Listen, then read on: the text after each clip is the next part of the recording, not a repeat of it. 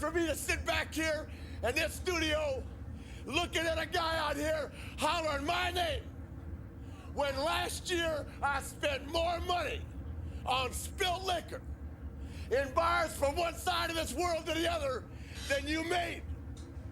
You're talking to the Rolex wearing, diamond ring wearing, kiss stealing, woo, wheeling dealing, limousine riding, jet flying, son of a gun, and I'm having a hard time holding these alligators down. You ain't about that life. Ain't about that life. Ain't about that life. Ladies and gentlemen, welcome to episode number 51 of Casting the Spotlight with our special guest of the evening, Andy Alton. He has been a longly awaited guest, has been in the podcast game for many years. Hell yeah, I'm so pumped that you guys would have me. Thanks for having me as a guest on your show in my house. Feels good. This is the most professional studio we've ever been a part of, so. Yeah, dude. Well, I actually just built this within the last year. I edited a couple of other people's podcasts, and I used the money that they paid me to edit their podcast to build my own little studio. So, you know. Well, a job well done to you, sir. Oh, thanks. I appreciate that. Dude, was that Meek Mill that you were playing there? Yeah. Dude, that had me so pumped. I felt like the Ric Flair robe wasn't even enough. Like, I'm sitting here wearing a Ric Flair robe, and that song had me so pumped. I was like, damn, I don't even have a pinky ring on, you know? I felt like I didn't even have a Rolex on. I feel like a fucking jabron over here, you know? So, yeah, thanks for having me, guys. I'm psyched to be on Casting the Spotlight. Well, thank you for having us. You've been in the podcast game a long time, and definitely in comparison to us, and we've been in since like 2019, and we're just trying to find our wheels, find our bearings, and figure out what it's all about. Yeah, dude. Well, I've been doing a podcast called Daddy O Patio since 2013, but even though I've been in it that long, we only have like 130 something episodes. Because, you know, we have 5 hosts and it's hard to get 5 people together all the time. So, like, you guys are quickly... Dude, you're going to eclipse me in the podcast game. This is already episode 51. You're already, 51. You're more than... you're like a third of the way to where I'm at. So, you're coming up, dude. I wouldn't feel too bad because I feel like now it's the most consistent we've ever been on it. Honestly, we've been putting them out every week recently, but there for a while, it was like multiple months between episodes. Yeah. You were in it before, like, a lot of these big podcasts started coming out, though. Yeah, dude. It's kind of weird because I remember... So, like, when we started podcasting, dude, I've been in it for... not to toot my own horn, but I've been in the goddamn podcast game since Joe Rogan was a zygote, okay? Back in the day when I used to make a podcast, you used to have to drag and drop that shit onto your iPod Touch. People were still texting on Motorola Razr flip phones back when I started. Dude, I remember, like, telling people... that we had a podcast. I'd be like, yeah, me and my friends have a podcast, and people would be like, what's a podcast? And you would never hear that now. Nobody would ask that, you know? Everybody knows somewhat of what to expect whenever they hear that word. Yeah, totally. It's like part of the culture now. Whereas like when we started, it definitely it wasn't really a thing. You know, most people didn't even really listen to podcasts. Like there were probably only a handful of them whenever we started in 2013. I'm sure there were some that were pretty like, I think This American Life with Ira Glass was like big, which was actually a radio show that then turned to a podcast. But yeah, dude, I mean, there weren't too many of them back then. But I mean, it's not like we're super popular or anything. We just do it because it's fun. You know, we just like amusing ourselves and each other, and it's a good excuse to spend time having conversations with people. So. Oh yeah, I've realized that it's a really good chance to reconnect with people that you may have not seen in a while, and like totally. You would think be good at performing or something of the sort. Like you'd be like, oh, you'd be good to have a conversation with for a few hours, you know. And by the way, you sounded excellent on that microphone. Damn, buddy, you're like a professional, man. I appreciate it. This is my first time. Yeah. In a studio like this. Yeah. Same here. This is honestly when we put the headsets on, I was like, man, this is a little intimidating. But well, it's like it's really immersive when you put the headset on. I think number one, the big reason to like put the headset on is like to self-monitor, so you know if you're breathing directly in the mic or if you sound weird or something. But I think number two, like one of the big benefits of like having the headphones on is it like it feels like we're all in the same space together, you know? Yeah. Like it's it makes the conversation maybe feel a little bit more intimate, you know? And then you almost also kind of feel the way that the listener will feel when they listen to it. You know, you can get a real-time read of how it's going to sound whenever somebody consumes it. So That is true. yeah, it took me a long time to realize that, dude. I didn't have like a mixer or multiple mics or any of that stuff for years. You know, like we were saying, when I started podcasting, we literally just put an iPhone in the middle of the table and would just record. So you just put that on the internet, and there's nothing wrong with that. People like all the time start that way, you know. But we just slowly over time realized, like, hey, we could refine this, we could refine that, and then after a couple of years, and then I started editing other people's and, you know, learning programs and all that stuff. So it took a while to get to the point where I have like a home studio, you know. I mean, I've basically been doing it almost 10 years, so I would hope that I have some kind of, you know, gear or skill towards it, you know. You do. That's Yeah. why we didn't have to go over too much with you, because you already know what it's like to be on air and perform and Yeah. the whole deal. Yeah. No, it's fun. I think it's like endlessly amusing. Like, really, I don't think there's too many things that are as endlessly fun as making podcasts are. You know, I think as a curious person, you can just continue to have conversations and make podcasts forever. You could do it endlessly. It's infinite. You're capturing the time too, like that you spend together, like in the room, or you're marking like a time in your life, and like you're bringing Yeah. somebody in. You're like, okay, either I'm reconnecting with this person, or I'm coming on for a reason. I got a big thing coming up. Yeah. So we've had people that have big events, or like they're going somewhere, just something like that first. For sure. And it's interesting because like we've learned so much along like this whole journey and everything, and like the more we learn, we're like, well, let's share with the people that we want to share with, that are part of our growth. You know what I'm saying? And like when these episodes come out and we see the reaction, it's like it's almost like feed me so I can feed you. You know what I mean? More podcasts, and like the more views we get, like the more It's definitely cyclical fuels for you. sure. Yeah. Yeah, I get what you're saying too about it being like a time capsule. Like I've actually been doing something recently where I reissue like old episodes. Like I've been basically remastering them, making them sound better, you know, with what I know now about like audio and everything. And so I've been reissuing some older episodes, and it's weird to like when I go and edit them, listen back to like where we were at the time, where the world was at the time, what we thought about things. Sometimes I listen to old ones, I'm like, man, I'm like a whole different person. I don't even believe that anymore. And it's weird that like that shell of me is still on the internet somewhere, but I think that's just part of like living in the modern world now. You leave like a pixel trail of what you were, you know, and then it's not necessarily what you are, it's just what you were You'd at the probably time. feel even worse if like nothing had changed in your mind. You'd be like, Yeah, that would be worse. Yeah, Yeah, if you probably listen to it, you're like, I'm exactly the same dude. That guy's fucking awesome. Yeah, then you'd be like, man, I'm a loser. I didn't get any better at all over 10 years. I mean, it says something about you too, though, to be able to listen to yourself from 10 years ago and be like, man, I don't agree with that, but Yeah. I'm still going to put that out there. Yeah, I mean, I've even like, so the last one that I reissued, I even like, I'll cut together a little intro and be like, hey, this episode was recorded this year, this time, with these people or whatever. And I remember even in the last one just being like, man, I don't even know, I haven't listened to this full thing yet. I don't even know if I believe in the things I used to say. So whatever, if it's funny, enjoy it. If not, whatever. You know, I mean, it's at a certain point, like, you just kind of gotta let go of it. I think like this whole idea of humans having like a permanent record on the internet for social recognition and everything is just really like, it's super unnatural. So I think we're all dealing with it in unique ways. And I'm in the position of having hours and hours and hours of me speaking on the internet. So it's kind of weird for me. So all I can do is just try to like, you know, just be like okay with it. You know, there's nothing I could do other than just be like, You should. whatever. I said that. I did that. Whatever. Oh You yeah, know? you shoot what you shoot, and then it's kind of like out there. And like a few years ago when we first started, I would like listen to a lot of the episodes back and whatnot. But as we became more consistent, and or like just we had to stop caring. Yeah. Yeah. Yeah. I probably smacked that a little bit. Oh, dude, it's all But good. Listen, dude, you can smack everything in this studio, okay?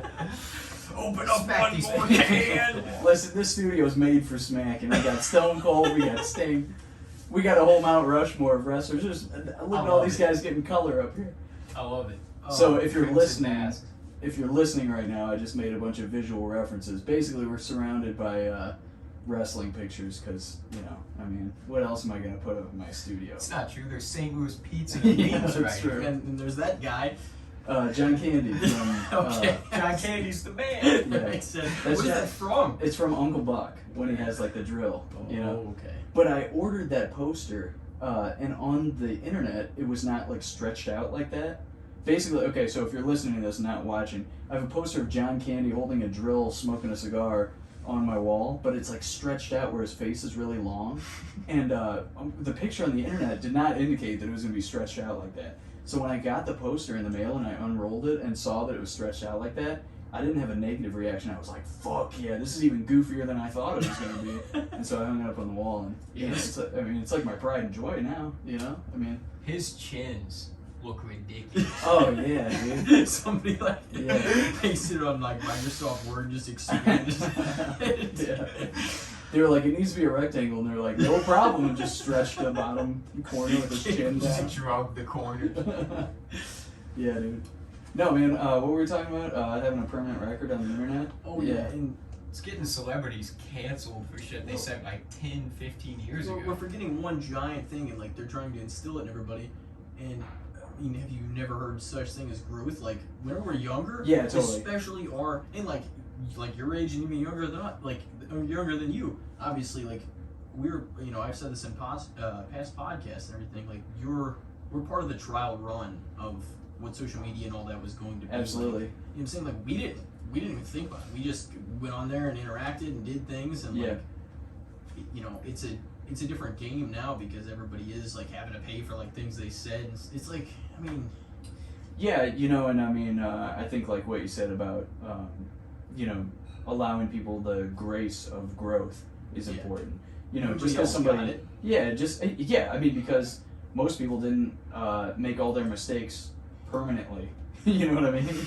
Like that's basically what we're dealing with now. Is it's like if you made a mistake and put it on the internet, it's permanent. Whereas generations before us didn't have that. That being said, there's some really ugly stuff that deserves people's scorn if they don't repent for it. Yeah. But if something ugly comes up and somebody's just like, hey, you know what, I was wrong. I've grown a lot since then. It's like so we all have. We all said and did some bad shit when we were young. Most people, don't have to deal with it publicly though. I don't know. I'm trying to say that because there's hours and hours of me talking about ball sacks and public restrooms and shit on the internet, and I'm just trying to have a career. I'm trying to be a normal person here, okay? So forgive me. there are worse things. No, yeah, there definitely Than are. just be chatting and bullshitting with your friends about things that you said at one time in your life that may not be what you agree with or even think now. You know what I Yeah. You almost see like the comedians and different celebrities, it's almost better for them to come out before something breaks that they did say a long time ago, and to just them themselves bring it up and be like, oh, I said this shit, that was stupid. You're taking your power back. Yeah. Yeah, I mean, I don't know. There's nothing to do but handle it with integrity. That's all there is to do. I mean, you don't try to cover it up or dismiss it as not important or whatever. You just just face it head on. It's like, yeah, I fucked up. Yeah, but also at the same time, like there is also the times when people misinterpret what you're trying to say. Like there are certain jokes that are funny because you don't believe something. You know what I mean? And then for that to be taken out of context and then stated as if it is your sincere belief is bullshit. It is. There is like a such thing as irony. We have to remember, that certain things are funny because we don't believe them. If somebody were to take 8 seconds out of this, however long this podcast is going to be, early even any 3-hour podcast, it's like you can't act like that is the total embodiment and depiction of who somebody is because they said something that was taken completely out of context in 8 seconds. You know what I mean? And that's the difficulty of the internet, social media, short form communication, things like that. The way we live, basically, the difficulty of that is Instant gratification. Is like everybody wants immediate understanding and an immediate summary of somebody, and that's just not how things are. Things are much more nuanced and complex and large than the internet or social media will have you believe, you know. And we just got to be responsible with that, you know. We can't keep fighting each other over, you know, dumb shit. There is definitely, like I said, again, there's definitely some ugly stuff that deserves to be shamed, for sure. Yeah. Like real, actual racism and hatred. Yeah. That Harvey shit. Weinstein can fuck off. Yeah, there are absolutely people that, like, you know, throw them over the edge of the freaking Titanic, you know, fuck them. But then, you know, there are people who've definitely been, like, bulldozed by the mob that didn't necessarily deserve it. But who fucking knows, dude? I'm just a guy in a chair surrounded by wrestling pictures. I don't fucking know. I'm wearing a Ric Flair robe. Why am I talking about anything like this? We should be talking about, you know, jet flying, limousine riding. It's kind of funny, because when you put that on, I was like, man, that thing's kind of ridiculous. And now, it just seems like your normal attire. It's weird how quickly, you know, you acclimate to your surroundings. Yeah, no, when you guys came in all buttoned up and everything, I was like, God damn, I look like a jabron. You know, I'm wearing a shirt from a gas station that I got in Indiana for $5, and these guys are all buttoned up. I was like, I got to do something. And then, yeah, you said we were gonna be styling and profiling, and I was like, I think I got a Ric Flair robe in my closet there. Sure enough, I did. I've left a trail of feathers around the house, by the way. But sorry, I'm yapping too much. I'm your guest, okay? Yeah, you are the guest, exactly. Yeah. You got the floor. The guest usually does. This is your house, dude. I don't know if I've seen Mr. California wear a few of those before, and you know they were fluttering all over the place too, falling off. Yeah, boas do not hold together.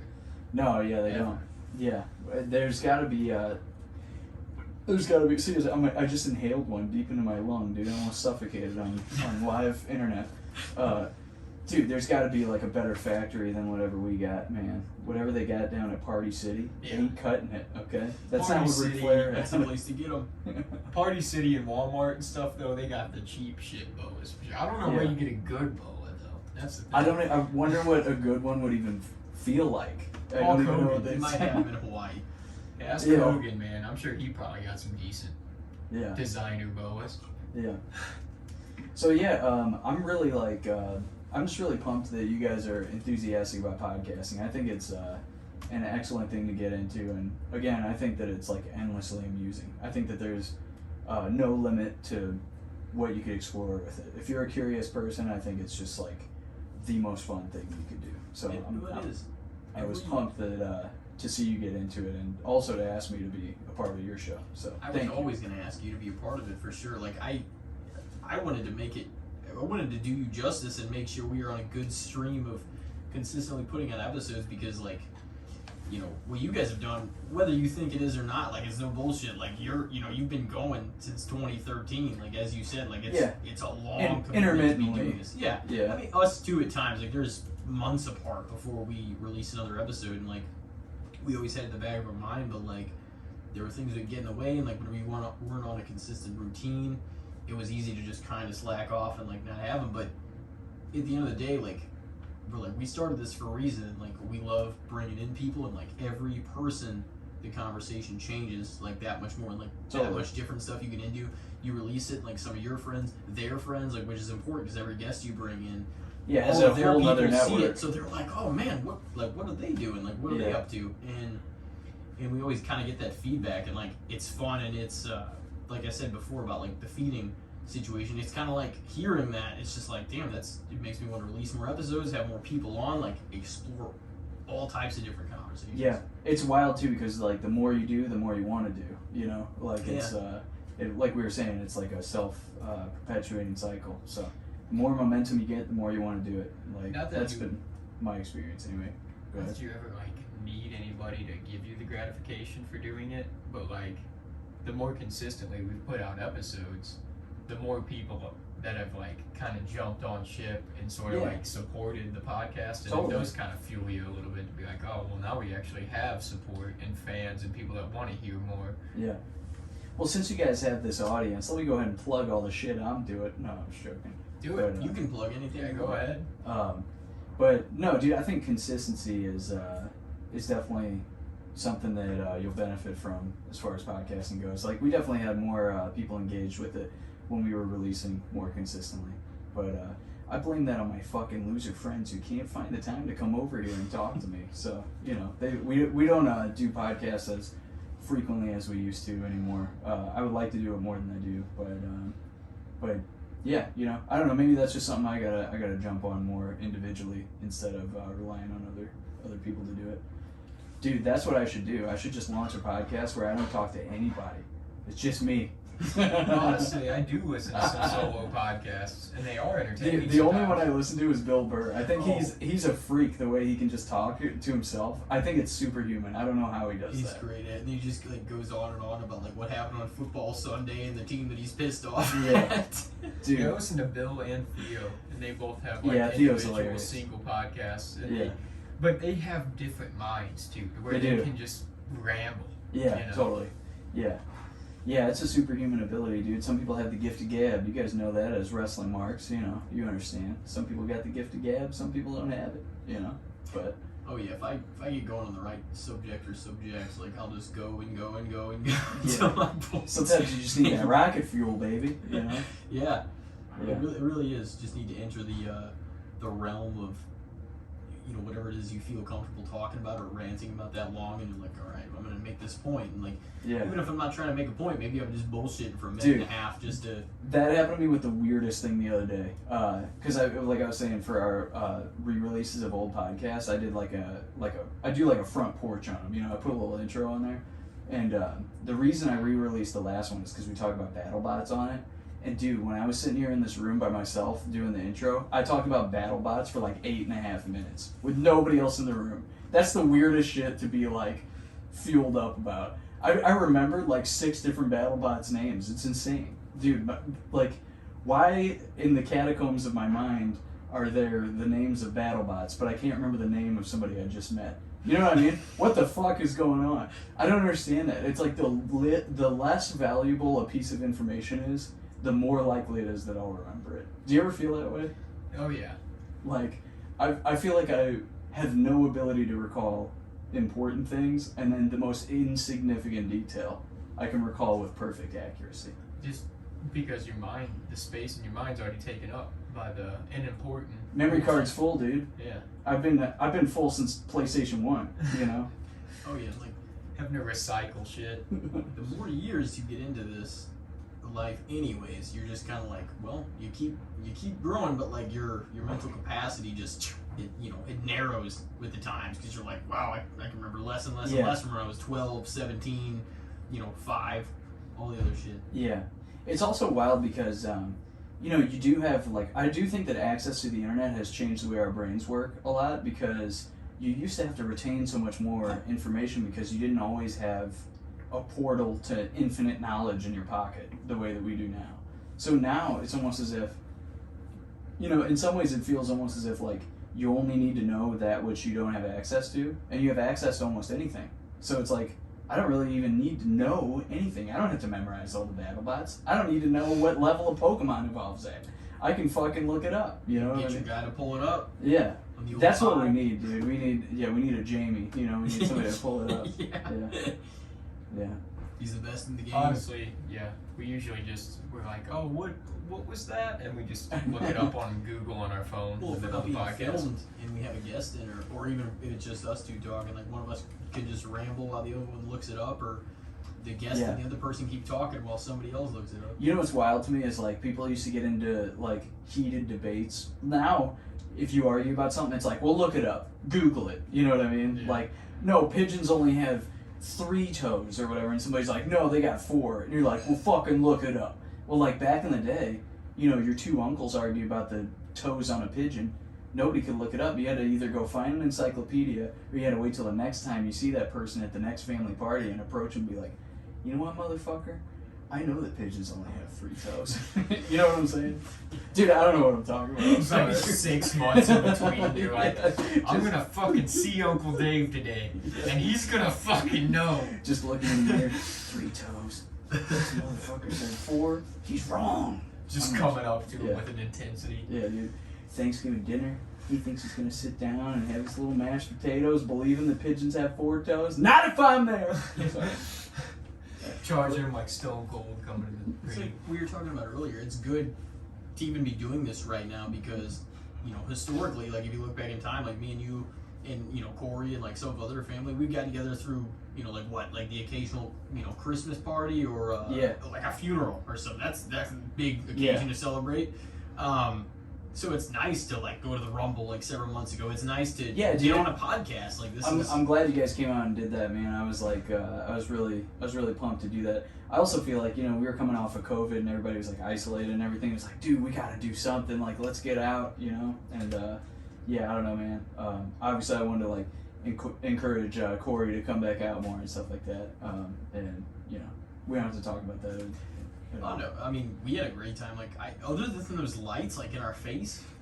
Like, oh, dude, yeah. Who's running the lights, dude? They had some intern running the lights, and I swear to God, the spotlight was shining directly in my pupils the whole time. Dude, I had LASIK surgery, and it was less painful than that experience. Like, dude, I've seen the Blue Man Group in Vegas, and I've had LASIK surgery. I've basically been abducted by aliens twice, and each time it was less of a bright light than it was at the Royal Rumble that was shining directly in my face while I was trying to see Johnny Knoxville enter the ring. There was people like in our section just yelling. He's like, "Oh, get those lights off!" Yeah. Dude, also, did you see that the fucking sign caught on fire? Yeah. And they had to lower it down and put it down. What match was that during? That was Becky and Dewdrop. Oh, Because we were on the other side of the arena from you guys, and we just saw them like lowering it all the way to the ground. Dude, we're like, what are they doing? There were people underneath it, and they were like, "The sign's on fire!" Can you imagine? Dude, you pay extra to have your seats on the floor. You're like, dude, I'm right under the Royal Rumble sign. And you look up and it's on fire, dude. At least it was that match, to be honest with you. Yeah, well, at least it didn't. At least it didn't burn the cable up and drop onto the crowd. You know what I mean? Right. It could always be worse. Yeah. No, I feel like they handled it like pretty well. Like they lowered the sign, put the fire out, and then put it back up. And then if you watch the pay-per-view, there's like no evidence that ever even happened. No. You know, so they handled it pretty well. But dude, whoever was running the lights, oh my God, fire that motherfucker! I'd never give him a job again because that ruined my entire experience, dude. I bought tickets for all of us, and I fucking didn't see a thing. All I could, dude, I still got a scar in my retina from being there. Sorry, I'm going on. No. I listen to too much Bill Burr. I'm getting angry. No, like, I listen to a lot of his stuff too. Like, but no, the lights were a lot more than I anticipated. Like, I figured they were lighting the ring and the the set for the crowd and everything, like just to be able to see better on camera. But well, dude, and like every time the lights would go off, everybody would cheer. They'd be like, "Yeah," and then they come back on, and everybody would boo. It's like, can't you get the clue that people were literally chanting, "Turn the lights off"? It's the part where they filter in their cheers instead of hearing the boos from the upper level people. Yeah. That's why Vince is the ultimate heel, man. He's still taunting us. Well, even when we bought the tickets, he's shining the light in our face, man. Dude, as a kid though, like, I swear I would go to the events live and I'd be like, oh man, this person got such a pop. Like, this was such a big deal. Yeah. And I'd watch it like on TV later and I'd be like, man, that wasn't what it was like when I was there. Yeah, it's wild. It really is different to, I think that's one of the biggest things about wrestling is just the crowd engagement, man. I think that I enjoy smaller shows more than WWE, like 10 times as much, because I love being in like a small, intimate crowd where the enthusiasm, it feels like shared, you know? I mean, it is cool to be in an arena, like when Undertaker or Stone Cold would come out, like when we were kids and everything, that's amazing. But dude, just going to like a GCW show and everybody knows like all the chants and like all the call and response crowd work stuff, and like you literally get like glass in your hair when you're in the crowd in GCW. It's like, dude, there's nothing like this. Like, this is real entertainment, man. Oh yeah, I appreciate pro wrestling whenever it is pro wrestling. You know what I mean? Like whenever there's like blood is not called for instance. Well, color's got to mean something. In every instance, but like whenever there's a personal feud, whenever there's a, like a rubber match, like an end to a story that's just, it needs to go there, or not even necessarily then, like maybe that's just part of the series, and they're like, oh, it's gonna be a first blood match, or like a last man standing. You're like, well, they're telling this part of the story for a reason. Yeah. And they should be allowed to go there. Like, is deathmatch wrestling my favorite kind of wrestling? No, but But I understand that there's a place for it, and Yeah. I do think that It's not my favorite kind either. No. I definitely, actually, even when I do go to GCW shows, like, I prefer, like the high flying stuff over the deathmatch. But I do appreciate, a good light tube spot or something like that. But yeah, if they do too many of them, it just gets like diluted. Yeah. It's like it's got to mean something. Oh yeah, and I'm not even just talking about GCW because like me and Corey, when we were at Ric Flair's last match, like that whole thing in Nashville. Yeah. There was a few matches that were really hardcore, but the other ones were mainly, they were cleaner matches. Like it's just something that they do. Like it's not the whole, promotion's death match. It's a promotion that's ended up getting, evolving and getting bigger and growing, and that Nick Gage happens to be a big proponent for. Mm-hmm. You know what I mean? But I mean, he's like the deathmatch king. Like he's even the last show that I went to that was a GCW show, it definitely had a mixture of all different types of matches. So yeah, they're not entirely that, but yeah, that might be like the loudest thing as far as like what you see on the internet and what you see people responding to is like deathmatch stuff. But yeah, dude, I mean, wrestling essentially is telling a story. So I mean, those are some of the best matches. It's not necessarily that there's all kinds of blood or the craziest bump. It's that there's passion there, that there's a story told. I heard John Moxley actually say that he thinks that you can tell a story best with deathmatch wrestling, and I can see the argument for that, but it has to be. I think certain wrestlers can tell the story best through deathmatch, and that's what they're suited for, and that's why they're deathmatch wrestlers. Yeah. And then some other wrestlers can tell a story better through, Bret Hart, lucha style or something. You know what I mean? That's what makes wrestling so versatile. Yeah. Is that it's there's every different kind. There's high flyers. There's technical guys. There's power guys. There's deathmatch guys. Mm-hmm. Oh yeah, there's so much wrestling out there like to experience, and like if you think about it, and we and you have had this conversation before, and like maybe even me and Andy too. There's just nothing like it. Like, I mean, you want entertainment, backstage segments, and comedy. Like, oh, it's there. You want hardcore, hard hitting like steel cage matches and like Extreme Rules and stuff like that. Like you have it. You want technical, submission matches with guys that are more mechanically inclined and like know the ring and like know the know how to operate in there. There's so many different types of wrestling, and like really all in one. Like it's got all the kind of entertainment that one would want, like, or whatever you take away from like a movie or like a show or even like music. Like there's so much to take away from wrestling and the different types that there are. Yeah, and there's nothing like it. It's an old art form, I mean, it's been happening for a long time. It's essentially like kind of a tributary of theater, like it's born off of I guess simulated combat and then also real combat, because there used to be like real wrestling matches, I mean there still are. They would go for like 5-6 hours. Like they were talking about that in that. Did you ever see Beyond, or like was it Beyond the Mat? Maybe. Yeah, like yeah. 97, 98.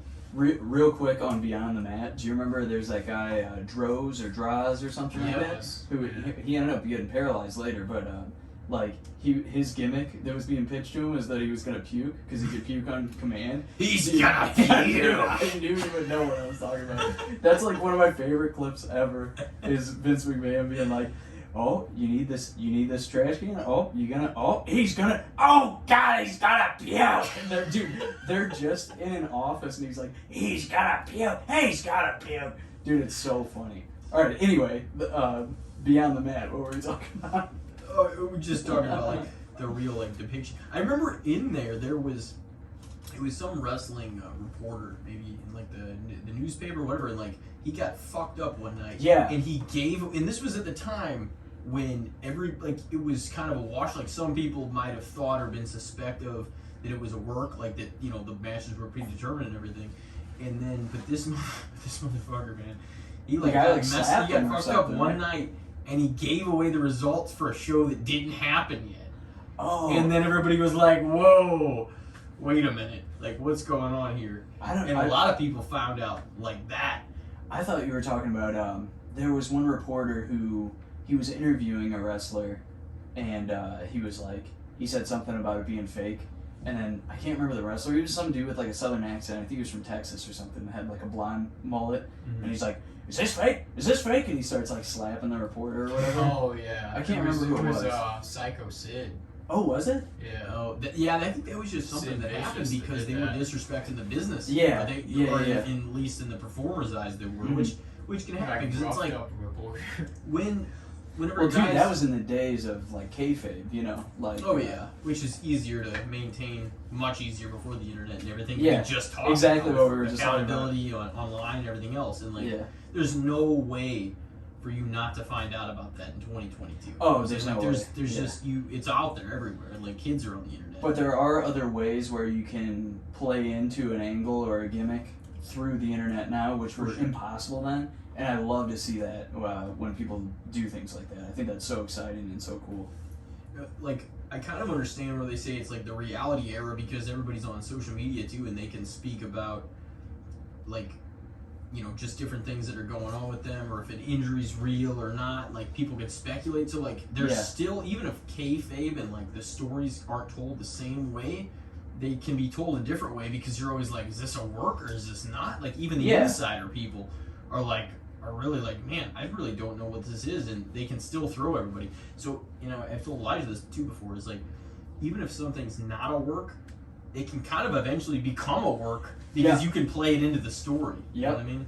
Yeah. Everything that happens, anytime I see any kind of headline involving wrestling, immediately I'm like, is that a work? And like we hit that group chat and we're like, hey, do you think this is a work? Like it's which I think is really cool actually. You would never think that more exposure would lead to more uncertainty, but that's what it has done. Exactly.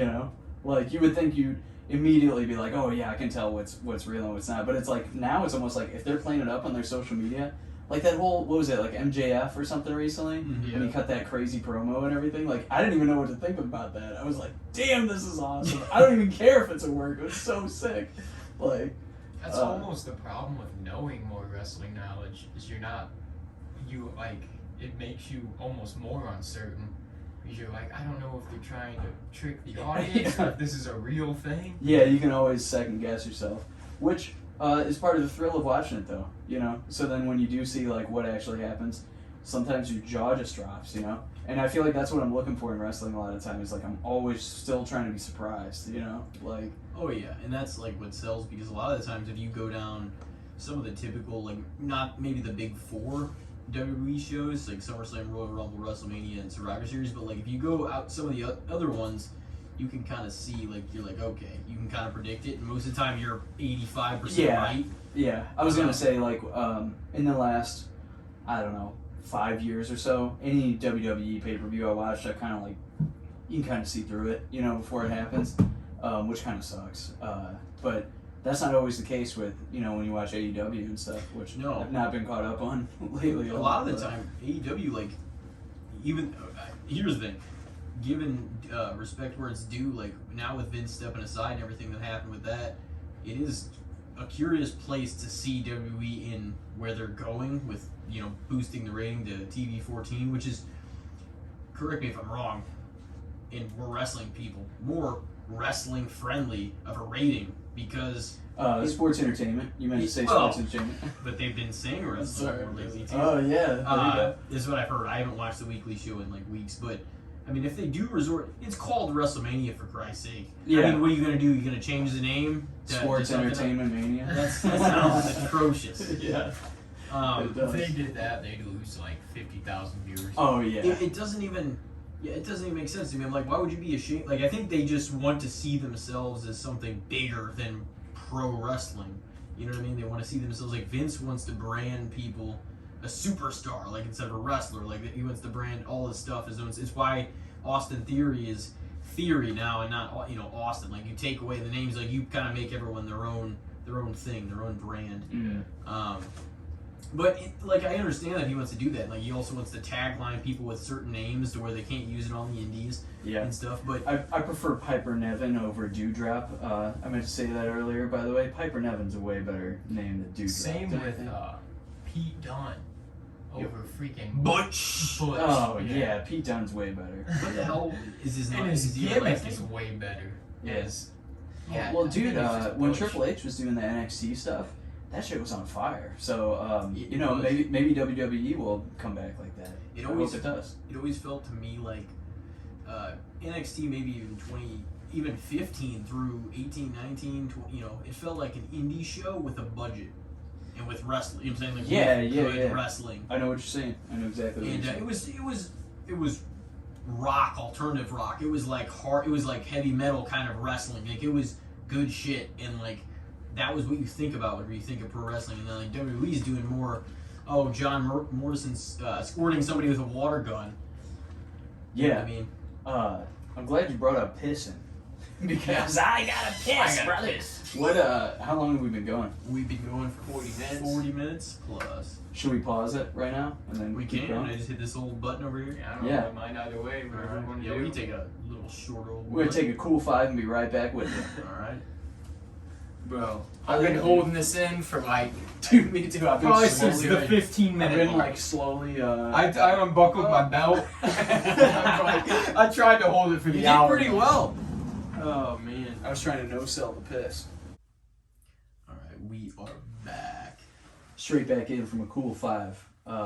We talked about something that I felt was important while we were out there, which is taking a logical piss. You know, you load it all up and let it out. You know, you don't just thoughtlessly piss. You gotta have some logic involved in this. Even if you got a little bit in your system, like make sure you get it out of the way before we start recording again. Dude, I didn't even feel like I had to piss. And I went in there and I was able to piss. Dude, there you go. The magic of the logical piss. There's 2 pisses in one break, man. Yeah. you're listening to Piss Talk live. No. Let's get out of the bathroom here and let's talk about what's really important. I don't know. What are you Handsome gonna talk about? Squidward? Oh yeah, About okay, Handsome that's what we're gonna talk about.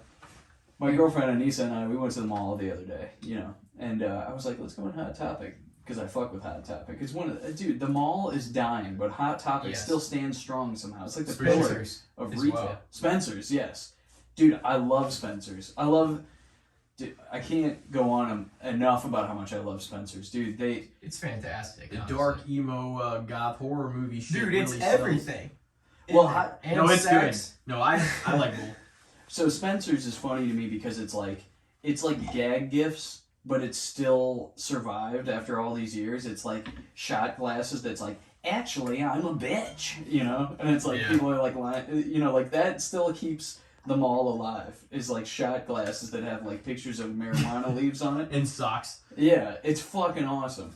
But Hot Topic, we went to Hot Topic, and I wandered around and kind of looked at the band tees and stuff, and I was like, I'm not going to buy anything. And as I was walking out, I took one last glance inside Hot Topic and happened to see this painting of Handsome Squidward. And I went right back in and I bought it. I didn't even look at the price tag. I was like, I must have this. I have to buy this picture of Handsome Squidward. Elijah's got the what was it? That Squidward. No, it's Bold and Brash with Squidward painted in that one episode where it's just the picture of Squidward. Oh, okay. And I know the exactly. painting Yeah, I and know what the- you're talking about. The art teacher was like, more like belongs in the trash. Remember that shit? I'll tell you what. Dude, That what size? Do you have that? Yeah, I have it in my bathroom. It's What- like, it was like a it's like a bucket picture painting. of our Damn. Dude, that's awesome. Hey, that's full circle conversation too. We're talking about piss and Squidward. I was gonna say like we've been talking about like a lot about travel and like life experiences like the past few podcasts in specific. I mean, and you've been through it. Like you've lived hell on the other side of the world to some degree. Yeah, I got a couple of miles under my belt, you know. Yeah, I lived in. I went to school in London for a little bit, and I also moved to New York for like 2 years.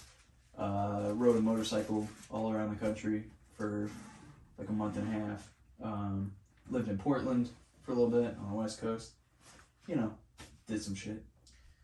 I remember you telling me about New York and whatnot, and I mean that was where you like got a lot of the gigs and whatnot that you got. And Yeah, man. No, I feel like living in New York was an excellent experience for anybody to have. Really, I think it just like you're forced to get to have exposure to all types of people and situations that maybe you wouldn't normally, or that are outside of your comfort zone.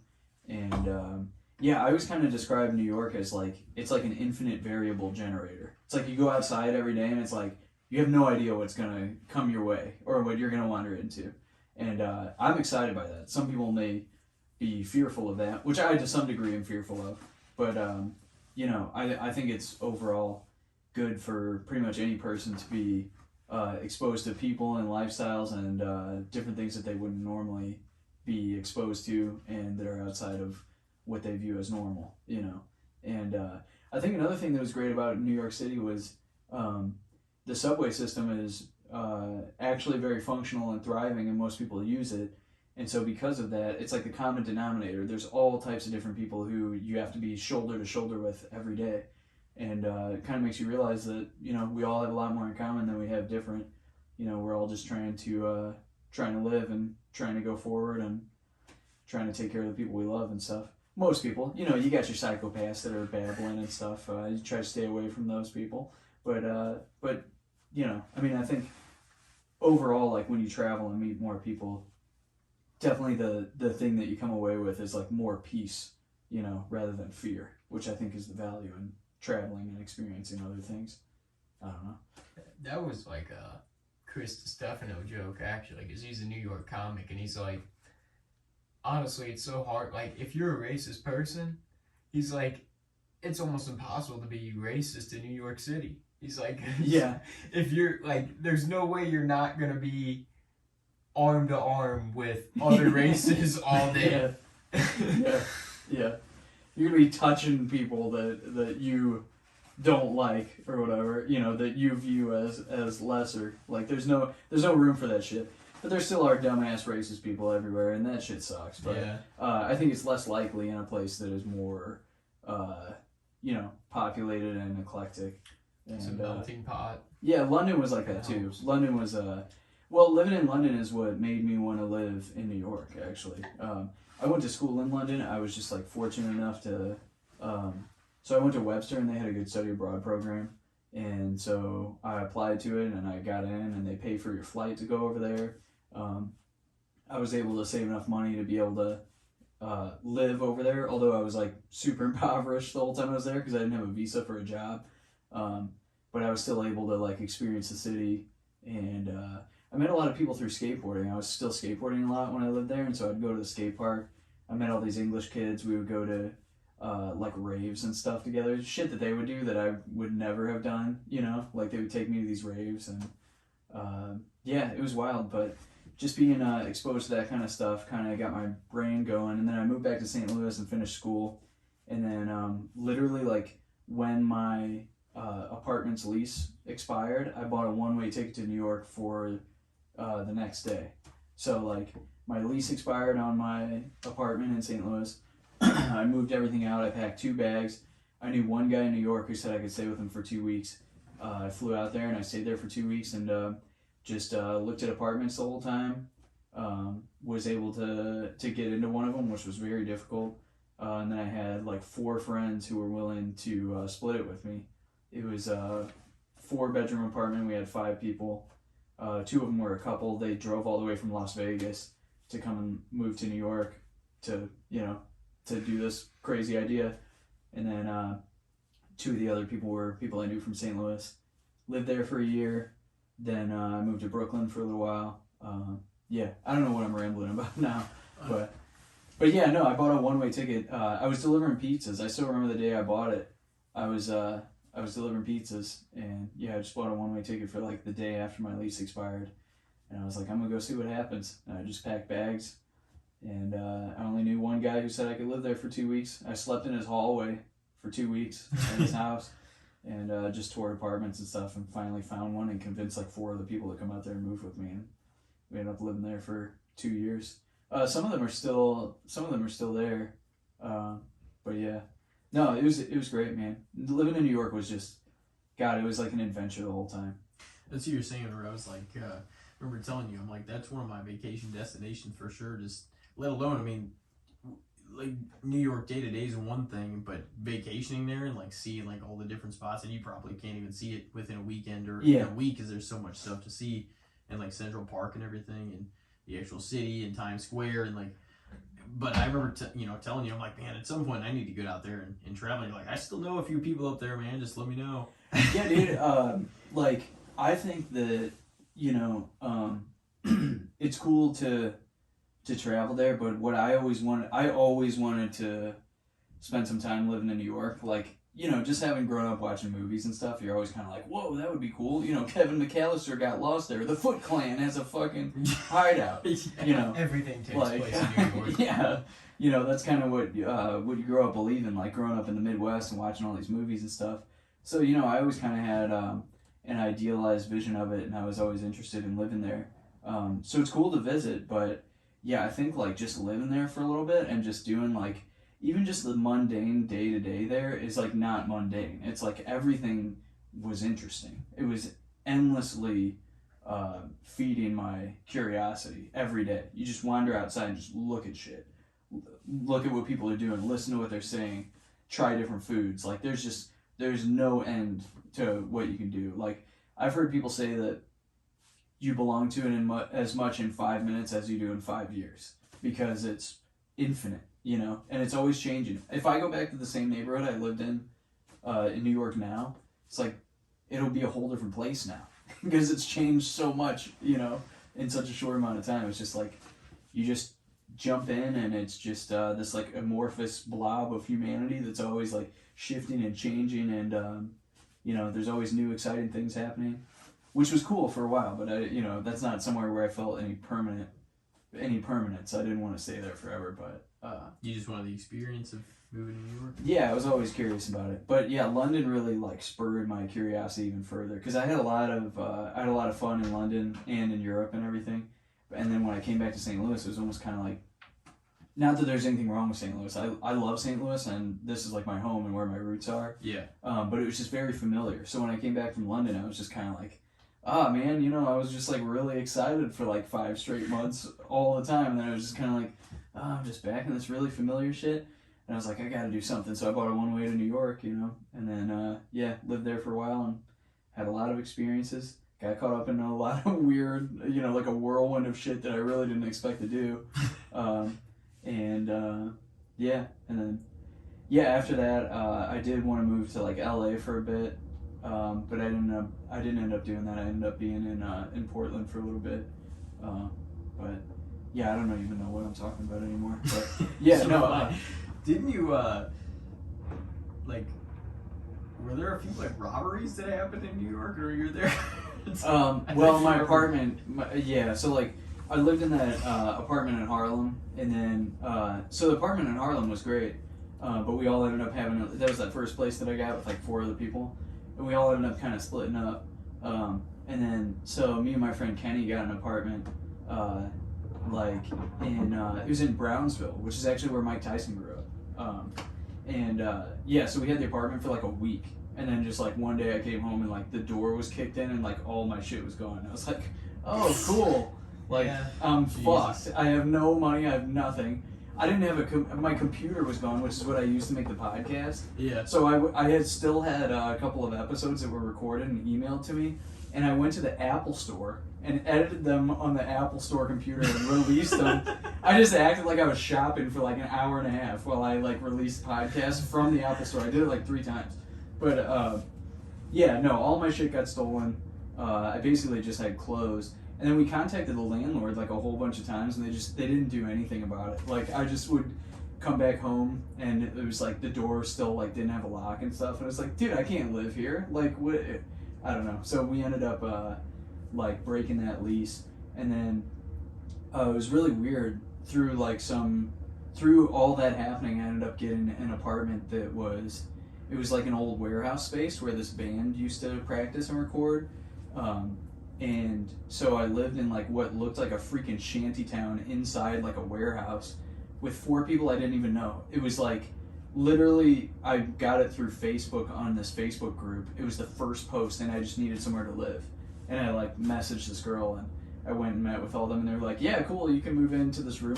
It was the best place I lived the whole time I was in New York, and it was just a total accident. It was because my other place got robbed, and yeah, it was like a warehouse space. Like we would have we had like live like music shows, like they were like jazz shows and like rock shows and stuff, and yeah, like my door like didn't even latch. I had to like climb a ladder to get up in my room. It was fucking wild, but it was so much fun. It was like very uncomfortable, no privacy at all, but so much fun. You know, I just had a blast the whole time.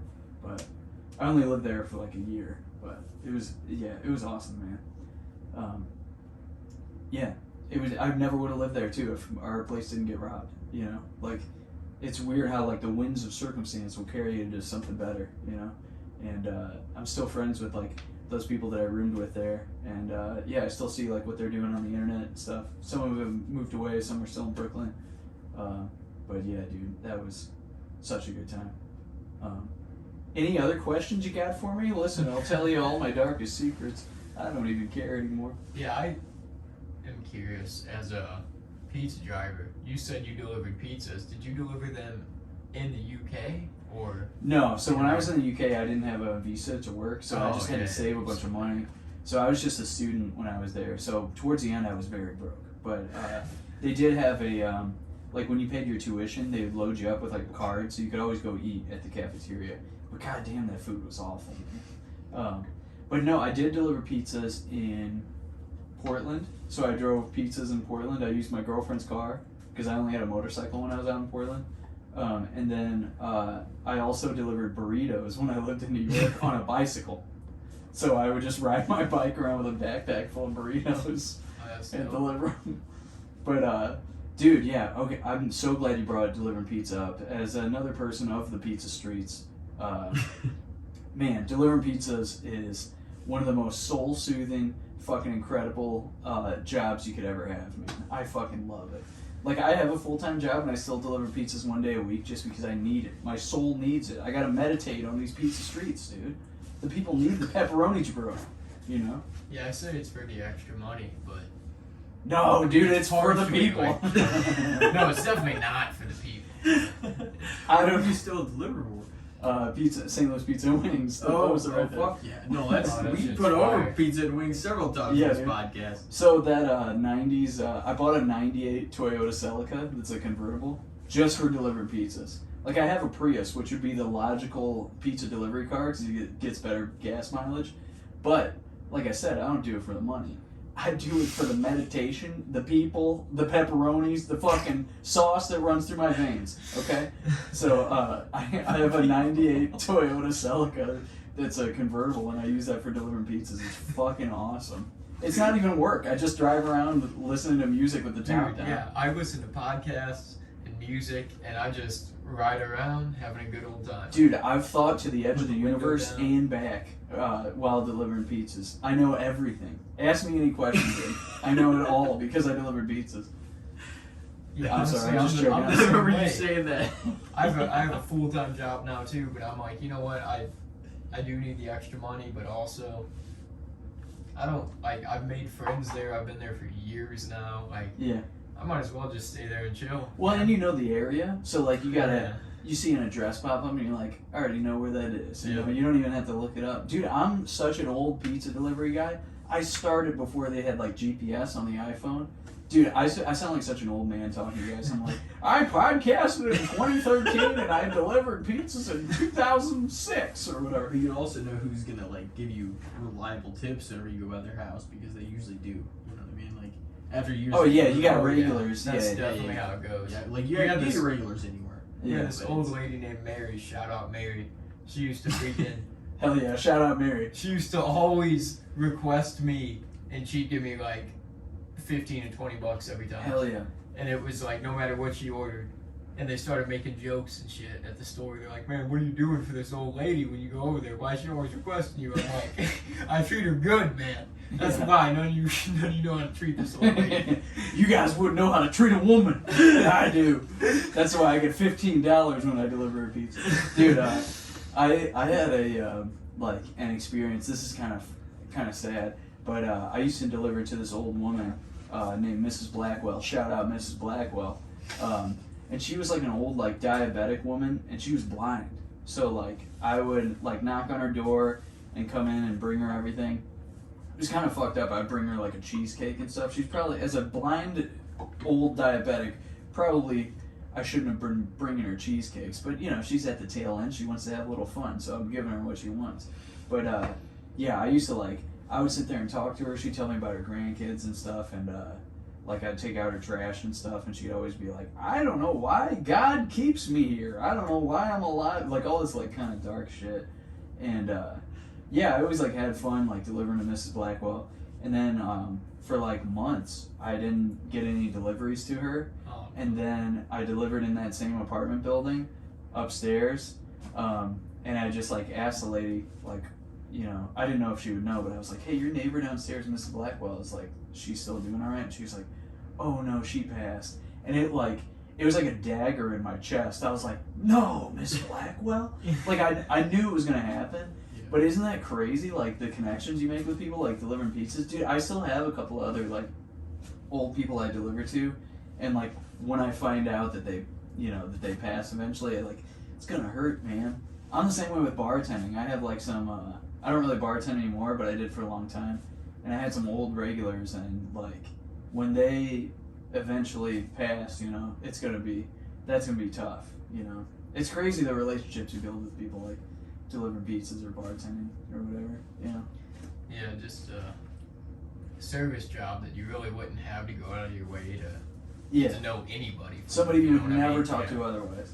It's funny because people talk about service work and they're always like, this is true, that you have to kiss people's asses and it's really thankless a lot of the time. That's what you hear all the time is people are like, oh, you should have to work service because it sucks and you get your ass kicked, and that's all true, but there's also the other end of that of like the connections that you make with unlikely people, which is a beautiful thing, you know, like Miss Blackwell, or what's your lady's name? Mary. Shouts out Mary. You know, or my guy Jerry that I pour his beers and stuff. You know, like the connections you make with people working in service are really cool. But yeah, you definitely also have to deal with a lot of bullshit. You know? Yeah. But it is interesting because you do like worry whenever you're regulars. You're like, man, I haven't even heard about. Like, I'll even ask because I'm not there all the time now. So I'll like ask my coworkers. I'm like, hey, have you heard from Nate for a while? Like, what happened to that guy? Like, I haven't heard from. He hasn't popped up on the screen in forever. Yeah. No, I got a guy who orders at like the same time every night. His name's Jack Schmidt. Hey, he's never gonna listen to this. Shouts out Jack Schmidt. One of them might. Yeah. You gotta turn up, man. Hey, if you're this Jack Schmidt, you're gonna know. But yeah, he orders like at the same time, like every night, and if it's like 10 minutes past, you know, like when I think he's like gonna order and the phone hasn't rang, I'm like, what the fuck, is Jack Schmidt dead? Like, he better call. He better be okay. And He ain't ordered pizza. yeah, dude. But he's like, we don't even say anything. Like when we get to the door, this dude's so routine. Like he'll come to the door and he's like, "What's up, man?" He says it exactly like that every time. I'm like, "What's up, dude?" I give him the food. He gives me the money. I know he wants $3 back every time, so I already have $3 stacked on top of the food, and I just hand it back to him. It's like the smoothest transaction ever. Like every time we know what each other wants. You know, it's a beautiful thing. Sorry, I'm fucking yapping again, dude. What were we talking about? New York or London or Well, something? no, we were talking about pizzas. And how shitty, I mean, great service jobs can be, but also shitty. It's both. I think the thing with service jobs is it's like a high amount of exposure to people, and it's like forced. You know, you wouldn't normally be exposed to that many people or interact with them willingly in that way as much. So you see both the ugliness in people, but then you also have the opportunity to bond with people that maybe you wouldn't normally, and it's terrible and amazing all at once. You know. And it works for me in Pizza Hut, but like Target, and I'm sure you can relate to that. Like, dude, I just couldn't work Target for too long because I was like, it's starting to make me hate people because I was around so many people that there was a lot of bad mixed with the good every day. Yeah. That I just would started just focusing in on the bad, and I was like, dude, people suck. Yeah, it's easy to feel that way, man. It really is, dealing with the public. But yeah, I mean, you got to remind yourself, that there's a lot of really cool shit out there too. How do you feel about dealing with people all the time, like at Target? I mean, it's not too bad. There's just some days that I'm glad I work early hours because I'm avoidant of a lot of people, and I can kind of get into my own zone first. Like if they don't come in till 7 or 8, depending on where I worked. Yeah. And you hours to like. A lot of times, like people don't talk about this a lot, or like at least I don't hear them. But the early hours of your day are like your mind's the most vulnerable because it's the impressionable part of the day. Like it's what the day is gonna be. You know what I mean? Like yeah.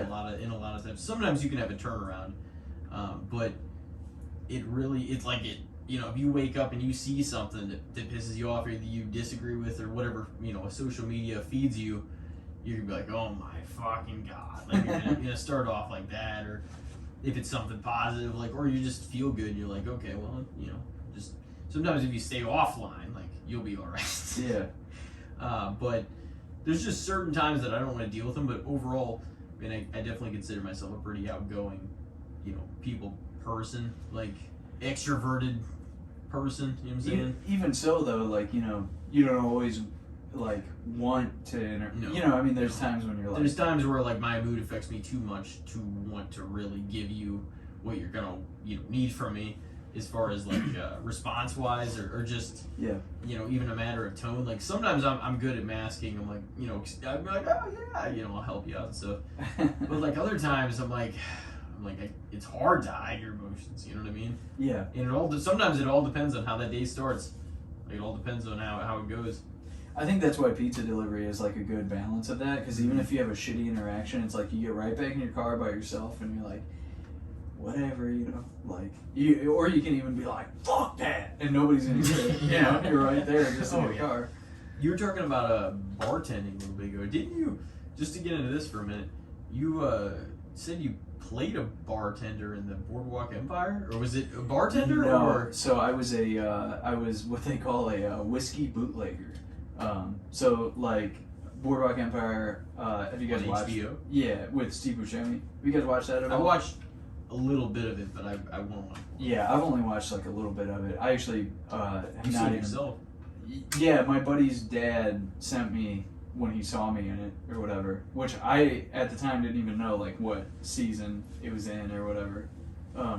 But yeah, so I haven't really watched Boardwalk Empire, but I know that it's like set in the 1920s when they were basically like making whiskey and moonshine illegally.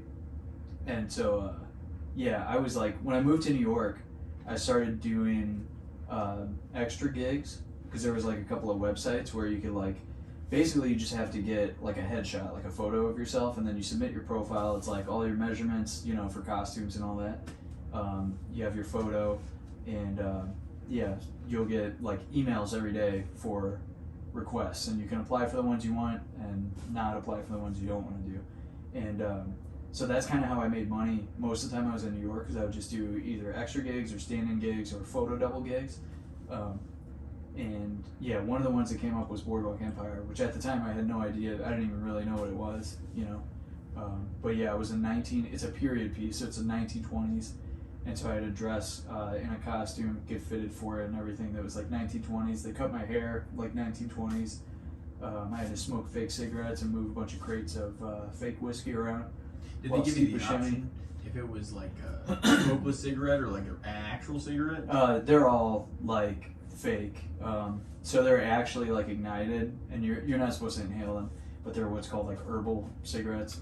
Same thing with weed. When you're supposed to smoke weed on screen, it's like herbal weed. So I had a couple other like extra gigs where I had to do that. Yeah, it's all.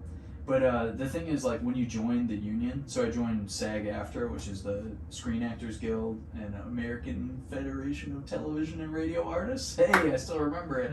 So I joined SAG-AFTRA, and you get paid extra for shit like that. Like when you have to smoke on set, or you have to be outside for an extended period of time, or if they don't give you a meal every certain amount of hours or whatever, you get paid extra for all that shit. So I joined the union while I was there because I was working enough doing extra gigs and stuff. and got paid extra for that kind of thing. So I was like, yeah, give me the cigarettes, because I knew it was going to be a bigger paycheck, you know. I was like, yeah, I'll smoke those. I don't care if I get cancer in 3 years. But yeah, it was actually kind of difficult to get into SAG. So you have to work a certain amount of hours on a movie set that is, like, it's kind of hard to explain. Like, movies with studios that have a certain budget have to have a certain percentage of their performers be union, and then some are non-union. And then, so they get all these extras, and then some days they don't have enough union performers, so they'll basically treat a non-union person as a union person that day. So it's like luck of the draw. It's like, you're going to be union today, you know? And you have to do that a certain amount of hours to be able to join SAG. So I was fortunate enough to get on Wolf of Wall Street right when I moved there, which at the time, again, I had no idea what it was. I didn't know Leonardo DiCaprio was in it, Martin Scorsese directed it, Jonah Hill. I didn't know any of that stuff. I was just like, Wolf of Wall Street? Cool, it's a paycheck. But I was lucky enough to be one of those people who was wavered in enough times to have enough hours to be able to join the union. And then because of that, I worked as a union performer for like the rest of the time I was in New York, and I was able to make a living doing it. You literally make like 3 times as much money as a union performer as you do as a non-union performer. But not everybody is lucky enough to be able to join the union, especially not in such a short amount of time. I just got lucky with Wolf of Wall Street, you know, and then they put me in the union, and I don't know. Yeah, like the final minutes of the movie, like whenever they go through, like the camera like goes through all the people and everybody that works at the company, like you can see you clearly. Like, on Yeah, both sides. that's a really funny thing. Like, yeah, again, like, so when I moved there, I had done a lot of like video and audio editing, so I kind of thought that, oh, that's what I'll do when I move to New York, and I did a little bit of that. I edited like Bud Light commercials and stuff for some of my buddies. I had friends who worked for Viacom, like under MTV, so I would do some work for them. But you know, that was pretty like infrequent, so I started doing these extra gigs through these websites, and then all of a sudden it's like, oh, I got lucky enough to be on Wolf of Wall Street for like, you know, 5 weeks or whatever and join the union. Oh, I got Boardwalk Empire now, and it was just like, it just kept like, these things just, you know, they kept like piling on. And yeah, it's funny because in Wolf of Wall Street, yeah, at the end a lot of people have seen me in it, but it's because like normally as an extra you never look into the camera, you don't acknowledge the fourth wall as an actor usually in movies.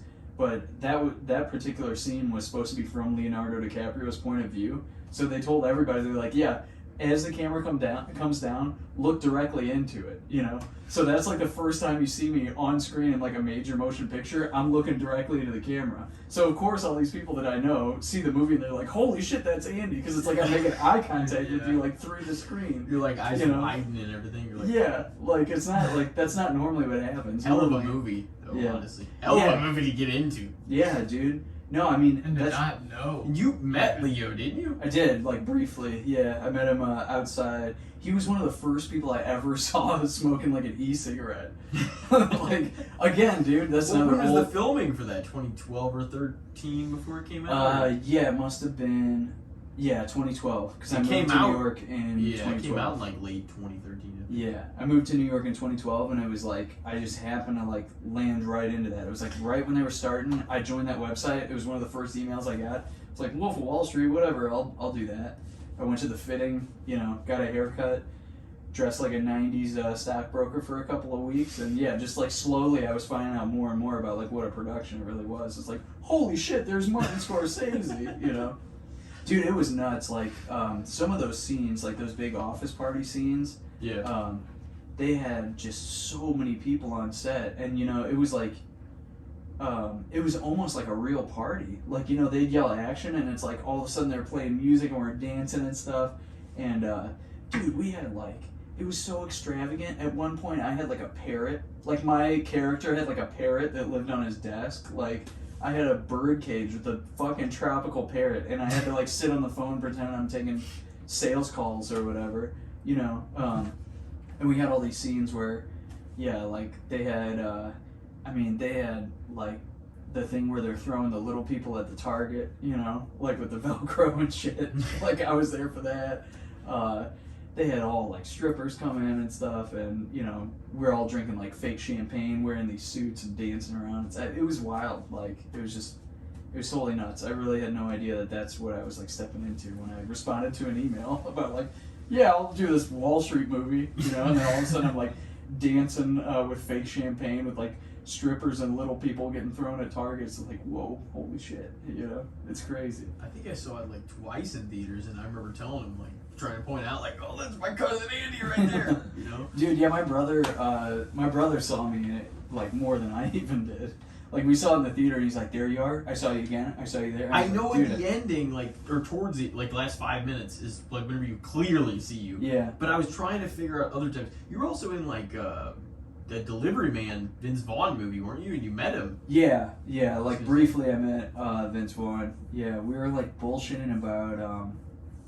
God, it was something where it's like he was like busking, you know, trying to get like change thrown in his hat or something. And we were kind of bullshitting back and forth, and I like actually threw change in his hat, so he owes me like 75 cents. You see Vince Vaughn, because I never got that money back. That was my real money. Okay? That wasn't acting. But yeah, no, I also, dude, I briefly met Morgan Freeman.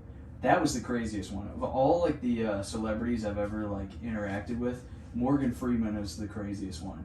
I was in some movie, I still don't even know what it's called, that Morgan Freeman was in, and it was like an exterior shot where he's walking down the street with some lady, and you know, it was like me and someone else are walking the other way. You know, I'm just like an extra on the street walking the other way. And so while we were shooting this, they had like shut down the street in New York, so they're filming him walking this way, and like we're walking this way, and like a real public New York City bus came down the street, even though the street was like supposed to be closed, you know, and the bus driver just like stopped. We're in the middle of like filming. The bus driver stopped to take his phone out and was taking pictures of Morgan Freeman on the street. So like we basically, this is in the middle of filming, we all had to just like stop and stand there, and Morgan Freeman's waving at the bus driver who's taking pictures of him. All the people on the bus are waving at him and stuff. And it just happened to be like me and Morgan Freeman like stopped at the same spot, and we were watching this happen. And Morgan Freeman's waving back at the bus driver, and he's like, and he looked over at me directly in my eyes and goes, "Bus drivers." And that's all he ever said to me. Morgan Freeman looked in my eyes and said the words "bus drivers."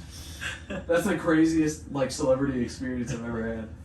But that's his star power, dude. The bus driver like disobeyed the freaking street closures just to take a picture of him. It was ridiculous. He didn't even care. That's what's cool about it. He was just like, fuck it, man. Yeah, Just no, wave. I'm sure people react that way.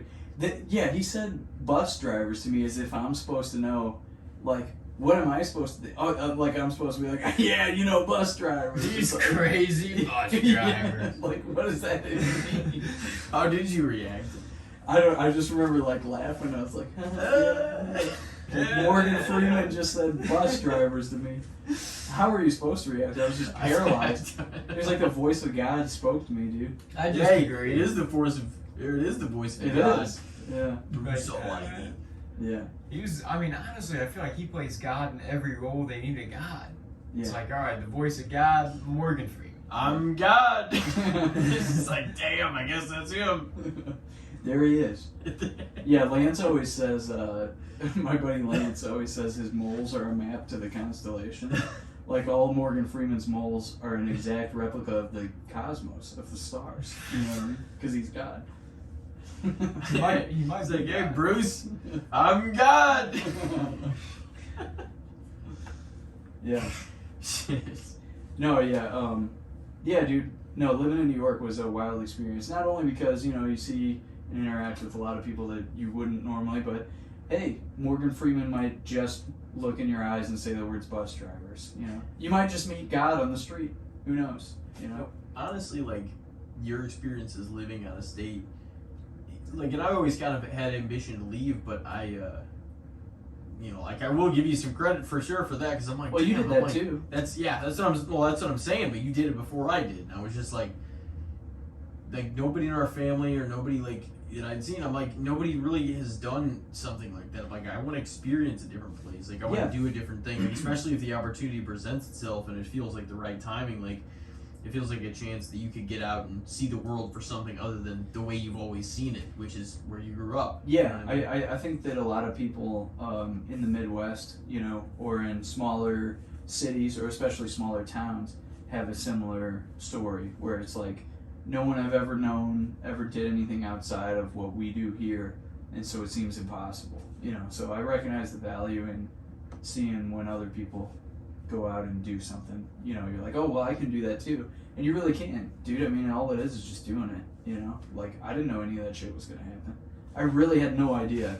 Do you feel like it added to like who you feel like you are now, though, and like seeing other cultures and other, you know, other Absolutely, places? man. Yeah. And I think that, are you taking a strategic piss? Oh no, he's, No. he's doing the opposite. It turned from logic to strategic. Oh yeah, it was logical piss. Logical sorry. piss, yeah. I got my own term. Strategic. I mean, that works too, though. No, I know. I'm just trying to make sense of the differential between the two. I think they're kind of similar. I think there's a lot of overlap between them. Right now, this minute. I think it was strategic piss as like a general in like a war room with like pegs on a map. And he's like, gentlemen, we're gonna piss He's here. poking the thing like in Mulan, where he's just like moving from got checkpoint the A X to on B. the This map. is what we're doing. Yeah. What the hell were we talking about a second ago? Oh no, I was talking about like just, you know, kind of like seeing like what you did, dude. And like that's a different. I mean, I saw some of the experiences you were having, and I was just kind of like, man, like that's. It also depended what my path was, because I mean, if I didn't have a pathway there, like our friend like Tyler Stevens, that like I live with it and whatnot, I'm like, I didn't really have, you know, I wasn't gonna have the means to do it at least in the near future until I made a little bit of money and figured what the hell I was gonna do out. But once that happened, I was like, in my mind, I'm like, that's all there is, like, because I just didn't have the motivation to like stay in school at the time either, and I was just like, I think everybody's pathway is different. Like I don't necessarily think as deep then as I do now. Well, most certainly didn't, but like I also I did think that the reward and the positives from it could be beneficial because it was something I've never done, and I'm like, man, I don't make changes like this enough, and like, Well, it's if I always just do something like this, it Yeah, might man. change everything. it's always a gamble, you know. Like, I mean, it sounds obvious to say this, but it's like just such a gamble to jump into the unknown. Like, I really didn't know what was going to happen. Like, when I bought a one-way ticket to New York where I knew one dude who said I could sleep in his fucking hallway. I never thought that Morgan Freeman would look me into the eyes as a result of that. You know what I mean? But that's what happened. Like, and that's like, when I guess like you can muster the courage to face the unknown, then a lot of the time some shit like that happens, you know? And it's weird because, you know, I say that, but it's like, I gotta remind myself of that too, you know? It's like, I get caught up in just doing the familiar thing, doing the easy thing, you know, living day to day. But I gotta remind myself, like, God damn it, Morgan Freeman looked me in the eyes. You know what I mean? I mean, that's just a joke, but like, for real, like, you really can get like crazy results from things you don't expect. And I think that the cost of the crazy rewards sometimes is the courage of facing the unknown. You know, that's what it costs to do that. Like, Yeah. is the discomfort of totally breaking the routine or totally The cycle. taking the leap. Yeah, you know. So, and again, I'm saying that because I've done it in the past, but that doesn't mean I always practice that. I have to remind myself of that too, to have the courage to do stuff that's unfamiliar, you know. So, I don't know, but yeah, dude. Strategic pisses, man. I don't know. So you guys have like a segment, right? Oh, we've got a segment for you: the good, the bad, and the shits. You never, not pisses, shits. The shits was. It's the shits. Aggressive. It's the shits. I mean, we can get into some good, the bad, the shits right now. You feeling it? Yeah, You got your. So I don't I'm normally okay. know I don't know the rhythm of this segment, so I'll just I'm gonna follow your guys' lead here. Well, in this segment, we typically give each other, like in solo episodes or if a guest is on, we give each other 3 topics each, any sort. Like we've thrown out athletes, sports names, or sports, teams, stuff like that, like character traits, like type of food, a type of alcohol. Like it can be anything that you can pretty much consider a noun, to be honest, which puts you pretty endless if you think about it. Yeah.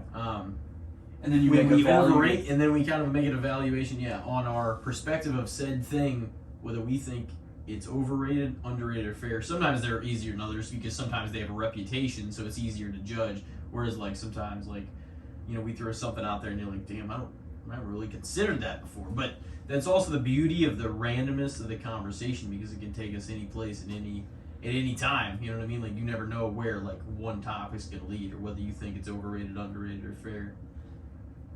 That being said, are you Let's ready do to it. get into it? Sure, man. Let's do it. I just said all that about jumping into the unknown, and I'm like, please explain the game to me. I'll start us off real quick. All right. Well, my first topic, the only one I can remember at this moment, I have at least a few here, but going back to wrestling from earlier, like attending a wrestling event live. Overrated, underrated, or fair? Like the importance of what it brings to the picture. Like, and obviously we can have discourse over it. Like you don't have to just say one or the other or the other one. Man, that one's hard to say that it would be overrated. The just best 'cause topics are hard to say. Yeah. It's like there's no way that people could consider it. I mean, I'm sure people that aren't wrestling fans would be like, oh man, that's stupid. Why would you spend your money on shit like that? I don't know. I almost think sometimes that people who aren't wrestling fans, the biggest gateway into becoming a wrestling fan is attending a live That event. is true too. Because the enthusiasm is contagious. And especially in being in the same room is like Yeah. all the excited fans and like That- you're feeling yeah, that energy. Can't Exactly. help it, yeah. Yeah. Like, it's one thing, like, you try to show somebody who doesn't like or appreciate wrestling, like, a wrestling match on pay-per-view, they'd be like, well, fuck this is boring. Well, some of them might at least. But, like, if you took them to the place and you see all the people wearing the shirts, all the people screaming, all the crowd reactions, it's like, how can you dismiss this as not cool, Like, I think that's the gateway drug for people who aren't wrestling fans, is to bring them to a live event. But as far as whether that's underrated, I don't know. I guess it depends on who you ask, And if they have a fucking intern running the light show and it's shining directly into my eyes the whole time, then I'm gonna say that show is overrated. I'm still bitter about that experience. Yeah, I would just say as a whole, whether it's overrated, underrated, or fair. But like, I think it's important. Like, if you're really trying to get somebody into wrestling, or like you want to feel the experience for what it truly can be, like in those small shows, like you were talking about earlier, like how you love WWE, you love, you love a lot of the bigger shows and whatnot. But like, if you go to a live show with only, 150, 200 people, and like you feel that palpable energy, Yeah. and you're just like, man, like this is gonna be some good shit. Like everybody's excited, everybody's pumped, and like some of the AEW shows, even like the like not quite as many as the WWE shows, but like if they have a few thousand or whatever, like they're more wrestling people, like they're really into it, so it feels like a big deal regardless of like a crowd's really into. Where sometimes the WWE crowd is a little more divided and they're not always on the same Because page. it's To me, spouses and families and parents that don't really. It's a wider demographic. Yeah. they cast a wider net. WWE does. Yes, for sure. Whereas- They're still number one game without a doubt. Yeah. Dude, to me, I think that wrestling, I think that the live experience is inseparable from what wrestling is. I think that having a crowd there is, the crowd is a participant in wrestling, I believe, at least. Yeah. And I hate to sound, people can disagree with this or whatever, but I feel like whenever COVID hit and then there were no live wrestling shows, it was still cool to watch, but it absolutely had a huge fraction of it removed without the live audience The interaction. Thunderdome. Yeah. It was but even that was still, it was okay. It was something. Well, they were making do with what they could at the time. Yeah, and I commend them for that. That was awesome that they did that. But there is no substitute for No. a live wrestling No. experience, especially if you're a fan. as much as I love commentating and all the camera work and everything, I think all that is secondary to like what wrestling truly is, which is crowd work a lot of the time. You know, I mean, it's like working a move to make it look a certain way to a certain section of the fans. Working one side of the arena, then the other, then the other, then the other. You know what I mean? Tag and the tag match. Yeah. Just people getting pumped up, like just all the things that are supposed to happen on a live show, and like that's all taken away once, you know, they couldn't have live audiences. Yeah. Not during the beginning of COVID. I'm so glad. This most of this year, it's felt like things, and I don't want to say that because we know what's happened the last couple of years and whatnot, but like the quote unquote back to normal thing, it's like it's felt much more open again. It feels like, okay, well now we're all agreed upon, like we're attending live events again, we're going to movie theaters, we're like watching sporting events and all this other stuff, and everybody's back to things. It's hard to imagine this not being the case now after like the last 2 years were a little more locked down and now things are more open. You know what I'm saying? Dude, thank God we're back at a place where we I can know do stuff, because I was losing my fucking mind. It's hard. And I'm like, I'm fine spending time alone, and I actually, like, during the beginning of the pandemic, I really didn't mind, like, everything being shut down. I was Everybody like, thought fuck it it, would be dude. temporary. Yeah. Dude, you know, I made I kind of liked it at first, honestly. I did too. They're gonna give us 2 weeks off work, like, and I could just kind of chill around. Well, that'd be give cool. us a little bit. That's not what happened. Obviously, figure out obviously, what I we're didn't gonna do. I didn't like the part where people are getting sick and dying. Obviously, I mean, Yeah. I'm not a monster, but you know, personally, it was like, you mean I get to sit inside for 2 weeks and play Zelda? Dude, I played Breath of the Wild on Switch. It's the best 2 weeks of my fucking life. Dude, forget all that travel and stuff. Have you ever played Zelda? Oh my god! Dude, it was unbelievable. No, but seriously, like, I think that, yeah, a lot of things suffered in weird ways during that, and I really didn't know that wrestling was going to be one of them. I was like, yeah, dude, I'm still going to watch WrestleMania and everything. And then, like, I kind of slowly, like, stopped watching wrestling over the pandemic because it wasn't live anymore. And to me, the live audience and, like, the performers' interaction with the crowd and the crowd's reaction is essential to my enthusiasm for it.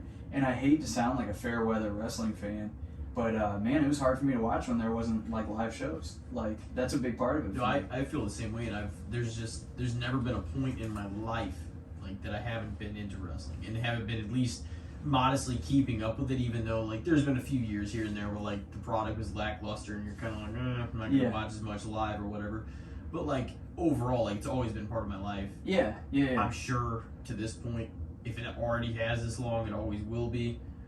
But that did feel different. Like, it didn't feel as genuine. You know, you're like, it didn't really give you anything to be too excited about. It's like it was performing cool in front of people's digital pictures.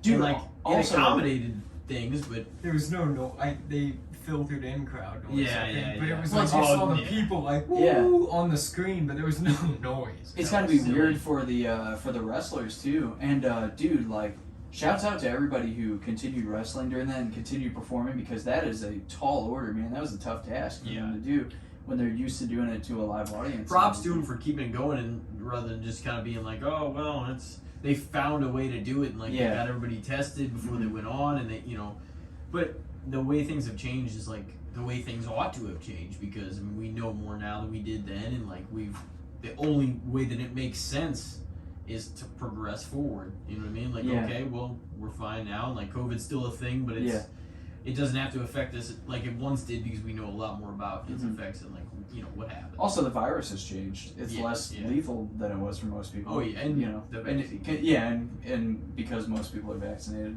you know, because a large portion of the population is.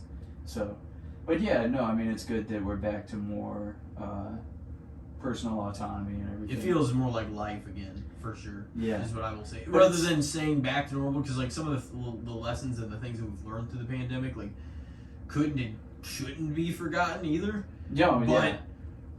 But at the same time, everybody was dealing with a crisis that nobody else was ready for. So how much can we judge, you know, just on that? Like if they had no. We joked about that shit. Oh yeah, I mean, we everybody brought was it up acting. before. Oh, what's going on in China? It's like you don't think that people fly here from there and there to here every day. I know. We're just connecting, What do you flying mean? somewhere. Yeah. Like somebody is gonna Yeah. be in contact with Yeah, somebody. I It's remember, gonna like, get. you used to remember those memes and those posts going around. They're like, oh, they're getting attacked by the coronavirus. Yeah. It's- No, I remember. it's I a remember. matter of time. Yeah, I try to listen to I try to just keep up with what's going on for like 15, 20 minutes a day. I used to do it too much and it kind of ate my brain up. Yeah. But yeah, I try to keep up a little bit with what's going on, and I remember just like seeing more and more like coronavirus headlines, and I saw this one where it was like, yeah, China's building this like 12,000 bed hospital in like 7 days or something. I was like, wow, this has been really fucked up. And I was like, and everybody's just flying to and from everywhere, and there's no way that it's not in the United States already. You know, like there's no possible way, dude. Anissa and I went to New York like in February, and then everything got shut down in March. And even there, we were seeing people like starting to wear masks and stuff because other people were just like, yeah, this is getting fucked up, and like nobody's closing anything down, and it's like, yeah, we're all just gonna, so. You But, gotta get it at your own risk. Yeah, dude. I think, did you guys ever get COVID? I did. Okay, I didn't, but if it was over here before it was over here, then I might have gotten it because when Yeah. Corey was staying with me for like a little bit, like I thought that he had it or all the symptoms replicated what it became. Corey But has that told was me that he thought 2 he had months it. before things got shut down, like right about the time that we moved into the place. Yeah. And that was what was weird is because like I felt symptoms for it for probably 24 to 36 hours, and like I did call off work one Monday, and I felt a fatigue like I had never really felt before. But I also don't have a compromised immune system to that degree, or at least Yeah. certainly like somebody with diabetes. But like I felt miserable, and like I didn't even know what it was. I felt like if I leaned to the left or leaned to the right, like I might throw up, or I couldn't even get out of bed. You know what I'm saying? At times. Yeah. But it only kind of lasted about that time, and while I still had symptoms the next day, and this was January 2022. So 2 months before all that shit kind of really started breaking out. I just didn't have any idea what it was, but I just felt a weird fatigue like that I had not felt before. So I mean, if I did have it, it was then. But ever since then, I haven't. I guess I got the initial shot, like the 2-shot Pfizer, and then the booster, but I haven't gotten like a second one or anything. I'm same with you. Yeah. But You got it? Yeah. I'm trying to think. Was that? So you it was probably tested just positive last- for it? Yeah, like December 2021, I guess, or it was near the tail end of like pandemic era shit, dude. That was the thing. Is Yeah. So it you was were vaccinated? It was after my vaccine and stuff too, but it was like whenever they were going through the headlines and stuff, they're like, oh, it mutated to this and now it mutated to this, and then Yeah. I ended up catching it during that. And it was shortly after I started my new job too, because I was like worried about that. I was like, damn, Yeah. they're gonna be mad at me. I'm gonna have to miss like at least a whole week, because at that point they were like, you only gotta miss 5 days. Yeah. Dude, I remember when they lessened that shit, I was like, God damn it, I should have got it earlier. Because, like, one of my buddies got it, and he got, like, 14 days off, and I was like, dude, you got 14 days off? If I get it now, I only get 5? This is a bullshit. If you get that Gen 1 COVID, you get 14 days off? God damn. That was before they knew anything about it. They're like, man, we don't want you coming back and killing Yeah. people, so stay Yeah. the fuck up. They're like, you know what, just stay away from me forever. Dude, yeah, no, I never, like, tested positive for it, but I feel like I had it and just, like, didn't ever test positive. Because I was pretty sick, like, a couple of months ago, and then Anissa had it, like, right after that, but I tested, like, 4 or 5 times, and it was negative every time, and so I just kept going to work, but who knows. yeah, that's why there's days where I felt shitty, but I'm like, well, I mean, it could be me and taking care of my health or just do whatever, but I'm like, unless I feel, it might sound bad, like, but unless I feel absolutely terrible, like, I'm like, there's no way I'm going in, like, then I'm gonna go in. Like, if I don't That's feel, how I am too. if I don't feel overly horrible, like, something like that, or if I don't get sick overnight or just whatever, then I'm like, It takes I'm a probably lot. going in. I'm not. It takes a lot for me to, like, call off work. Yeah.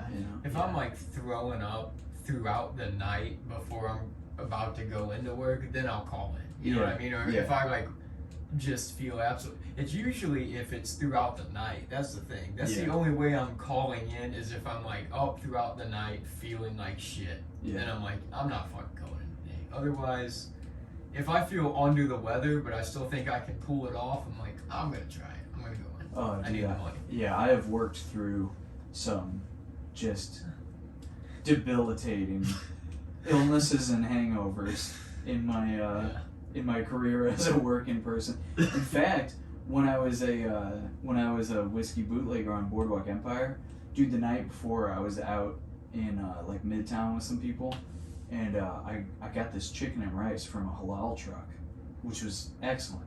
But they have like a sidebar on the halal truck where it's like you can add your own hot sauce, and there's like signs all over it that are like, watch out, the hot sauce is pretty hot. Hey, it's hot, you know. And I was like, I ain't no bitch, you know. And I grabbed the hot sauce and I squirted like a gallon of it on my chicken and rice. And dude, I had too much pride. I just ate the whole thing, even though I was like hiccuping and like crying because it was so hot, dude. And the next day, I went out to Long Island to be on Boardwalk Empire as a 1920s gangster, and yeah, basically between every take, I had to like run to the bathroom so I didn't shit my pants, and I had to like undo my like suspenders and my 1920s clothes. So if you see my face on Boardwalk Empire and it looks like there's pain in my face, again, that's not acting, that's real shit, because I had the hottest chicken and rice the world has ever known. Dude, I think I permanently changed my pH balance inside my body that night. I haven't been the same. I haven't been able to eat hot sauce the way I used to. But what were we talking about? Fucking we're talking about attending COVID. pro wrestling events live. Whether it was, yeah, see, this is exactly what the anyway, I segment can almost do. shit my pants in a 1920s costume. This is what the segment can do. Yeah, I mean that's what the segment's made for. I think But live. overrated, underrated, or fair attending a wrestling events live? Well, it's hard to say because I don't really know what other people think of it, but I think it being live is essential to the wrestling experience, and I think we learned that through the pandemic. I agree. Because something huge was taken away as soon as it wasn't live anymore, you know, or not in front of a live audience. They didn't know what they lost until they lost it. Yeah, dude. You never do. You just never do. Yeah. True. Like it is, like I think you're the one that brought it up actually. Is that like as a kid, whenever you get to go to a wrestling event and you get to like see your people like live and like during their entrance and coming out, like there's something special about that, you know what I mean? And it's like a core memory as a kid too. Yeah. Yeah. No, I still remember in elementary school going to, I think it was just like a house show. It wasn't even televised. It's like a WWF event. And I remember seeing Undertaker come out, and like, I mean, his entrances were always amazing.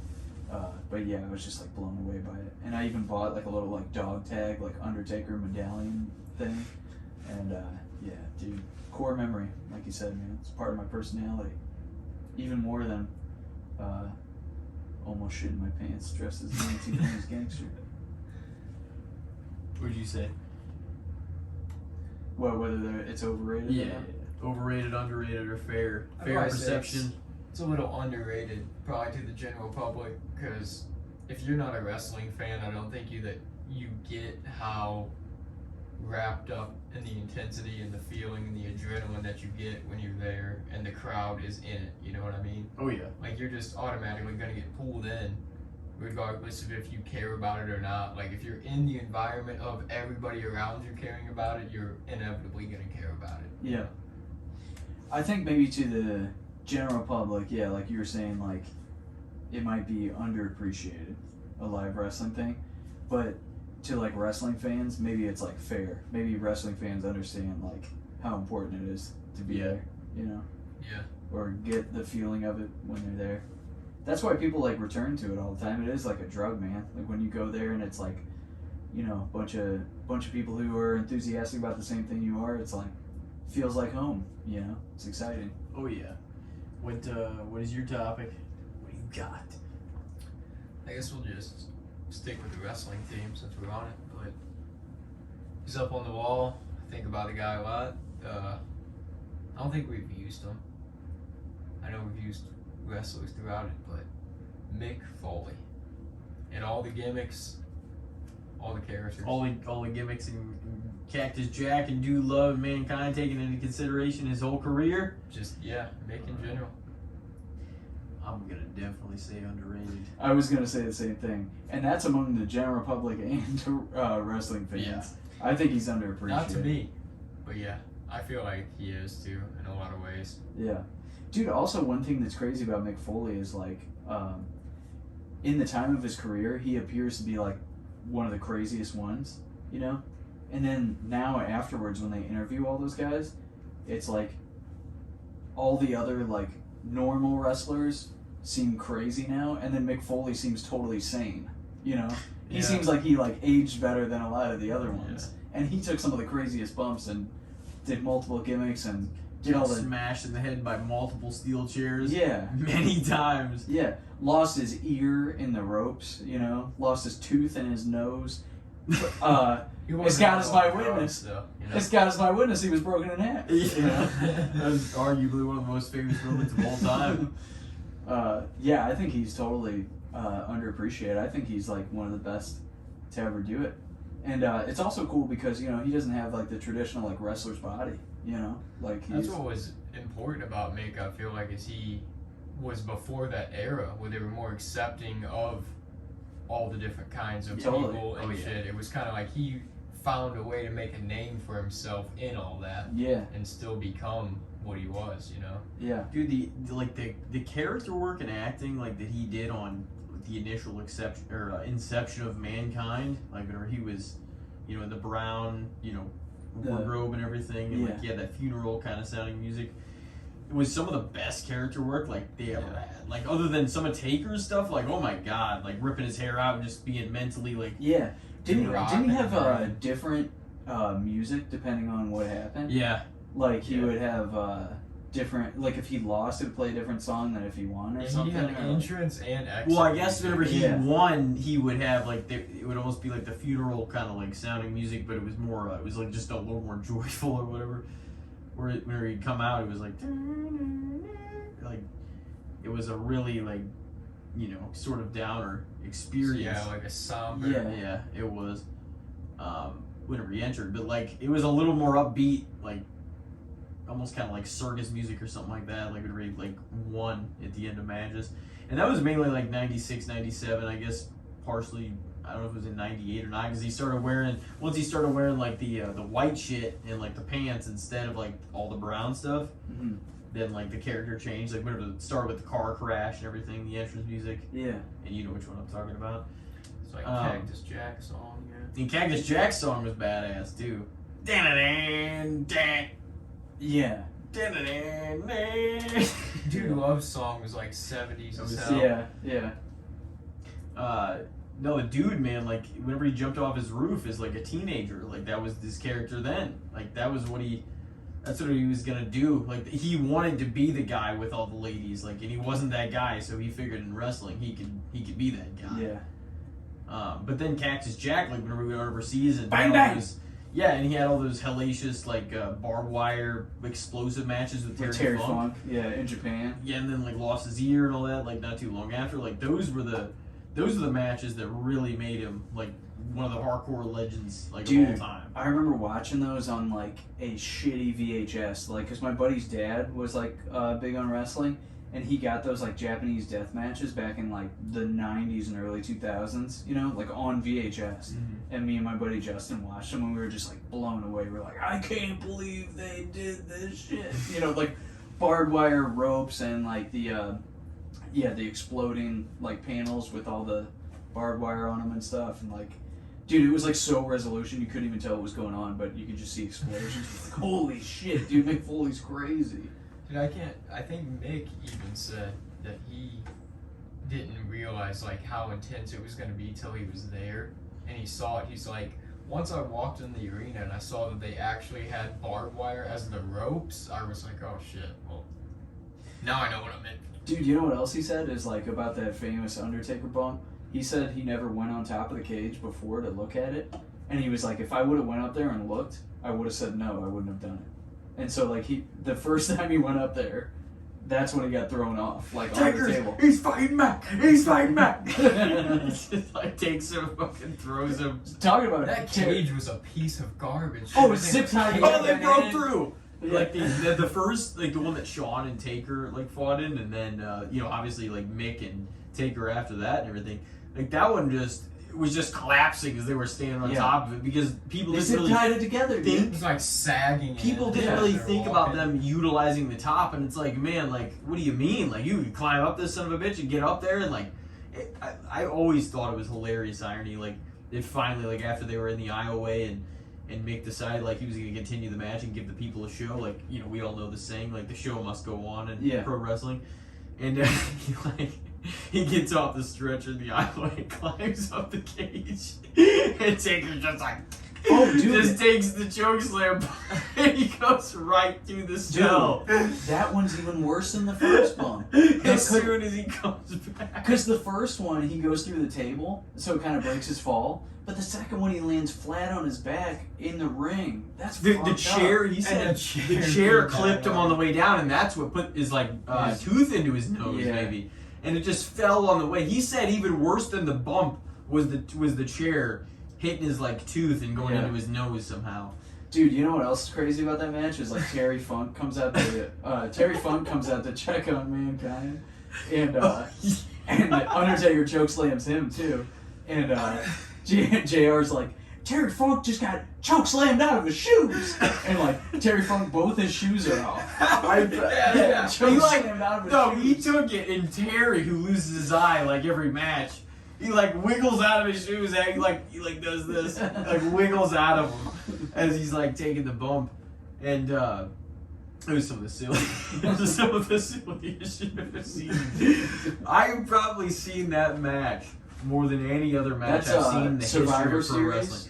wrestling. King of the Ring, 1998, between Mankind and Undertaker. Oh, what's I thought it was interesting about Survivor that Series is '97. no. What's interesting about that is Stone Cold was on top of the fucking world, right?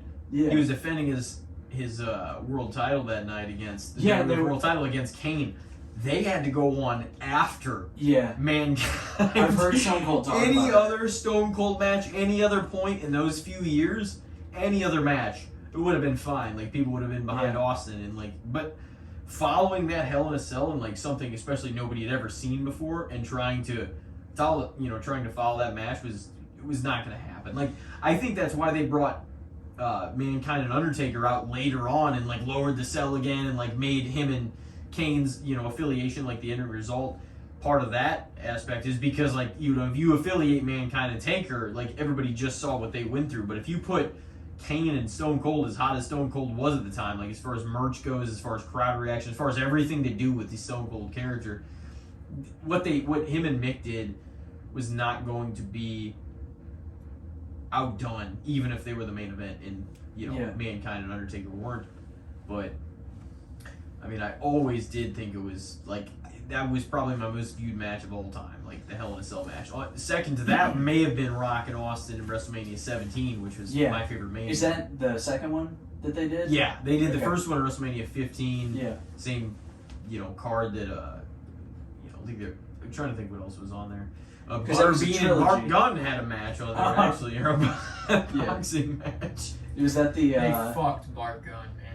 That was the thing we were just talking about outside. What's it called? The what was the tournament called? Brawl for All. Brawl Yeah, for Bart All. Gunn won the Brawl for All after JBL was the one talking shit. He's like, if this is a shoot, I can beat anybody's ass in here. Blah blah blah. And he was talking shit, and apparently Vince Russo was the one that said, well, if you can beat anybody's ass in here, like, why don't we just, put it all up on the line? Like, we have a real fight, and all these guys are in a tournament. Yeah. But it's like, the problem is, you need some of these guys on TV, and these guys are getting into real fights. Butterbean just like squashed him, right? idea. Butterbean just destroyed him. It was like the year after the Brawl for All Mania. Like, I think the Brawl for All was either because he won. Yeah, it was the weeks following Mania of '98, or I think it took place in '98. But then, just to keep Bart Gunn relevant, because they didn't expect him to win. Like, they would have done something had it been Dr. Death, Steve Williams, or if it had been maybe like JBL and like he had backed up his word and like he'd actually beat those motherfuckers' asses. Yeah. But he didn't. He got knocked out by Bart Gunn in the finals. They should have rewarded Bart Gunn, man. He fucking did the deed. No, They instead, didn't expect he it proved himself. Instead, they squashed him with Butterbean. Yeah, they squashed a dude him. who's not even a wrestler. They're like, listen, you can beat anybody's ass back here. Now you're gonna fight a real boxer. He's gonna kick the fuck out of you. But that's what they total do. Like, bullshit. it was bullshit. That wasn't what they wanted. He wasn't the guy that they wanted to win. So Yeah. like, I remember the Godfather talking about it too, and like everybody expected him like 6'7", like he was 270 something like that, and like just a natural, like just he grew up in the streets and whatever, had some experiences, and like he was a fighter, and they're like, oh, he might go pretty far, and like Bart Gunn fought him in like maybe the semifinals, and like the Dark Side of the Ring was talking about it, the Godfather, also like Papa Shango, like played multiple characters in his time in WWF and whatnot. He's like, man, I was smoking weed all day. Oh yeah, I remember that. Before that fight happened, and he's like, whenever he hit me, like he just lost it. Like Bart Gunn like offset everybody in that tournament. Nobody expected that at all. Yeah, that was.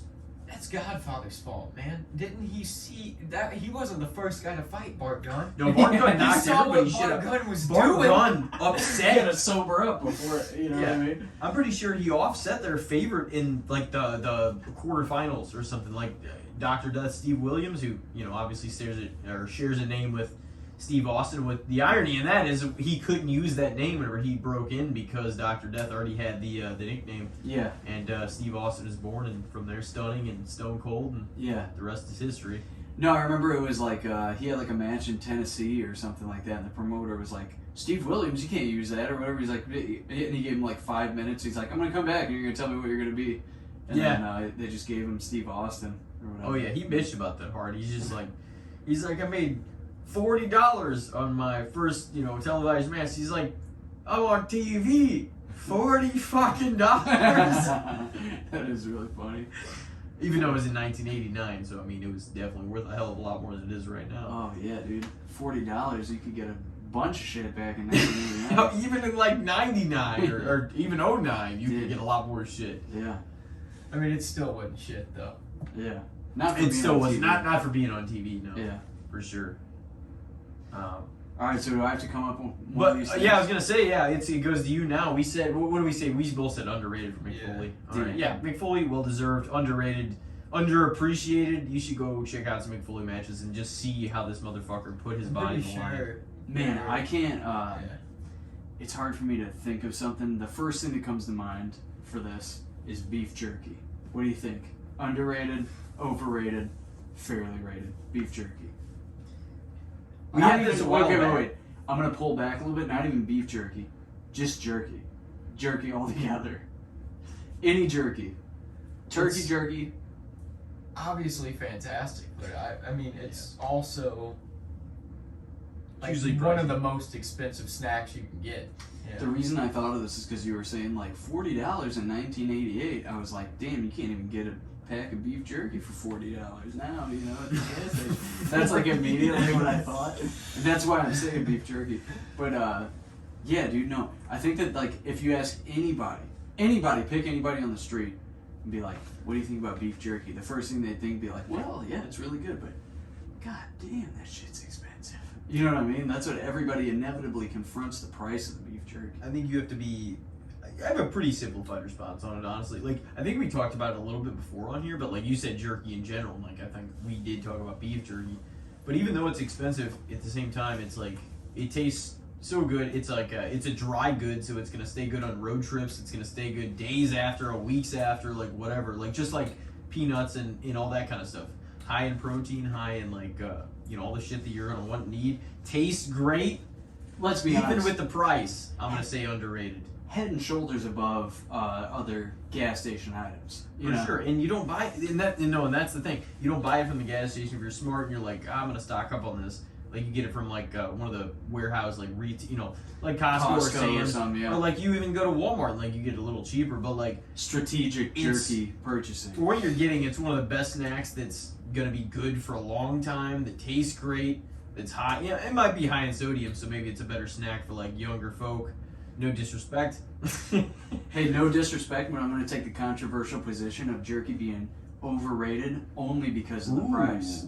I think that people think it's too good, they're spending too much on it, and it's fucking me up because I want jerky, but because everybody else is willing to spend $40 on it at the gas station, then I have to spend all this money. You know what I'm saying? I wouldn't say get it from the gas station, but I can see it that way too. I just think it's so good, and like I've eaten it for years and years. Like I'm still gonna pay the price if and when I want it. I might buy it less than I did because things are more expensive, but that's not beef jerky or any other jerky's fault.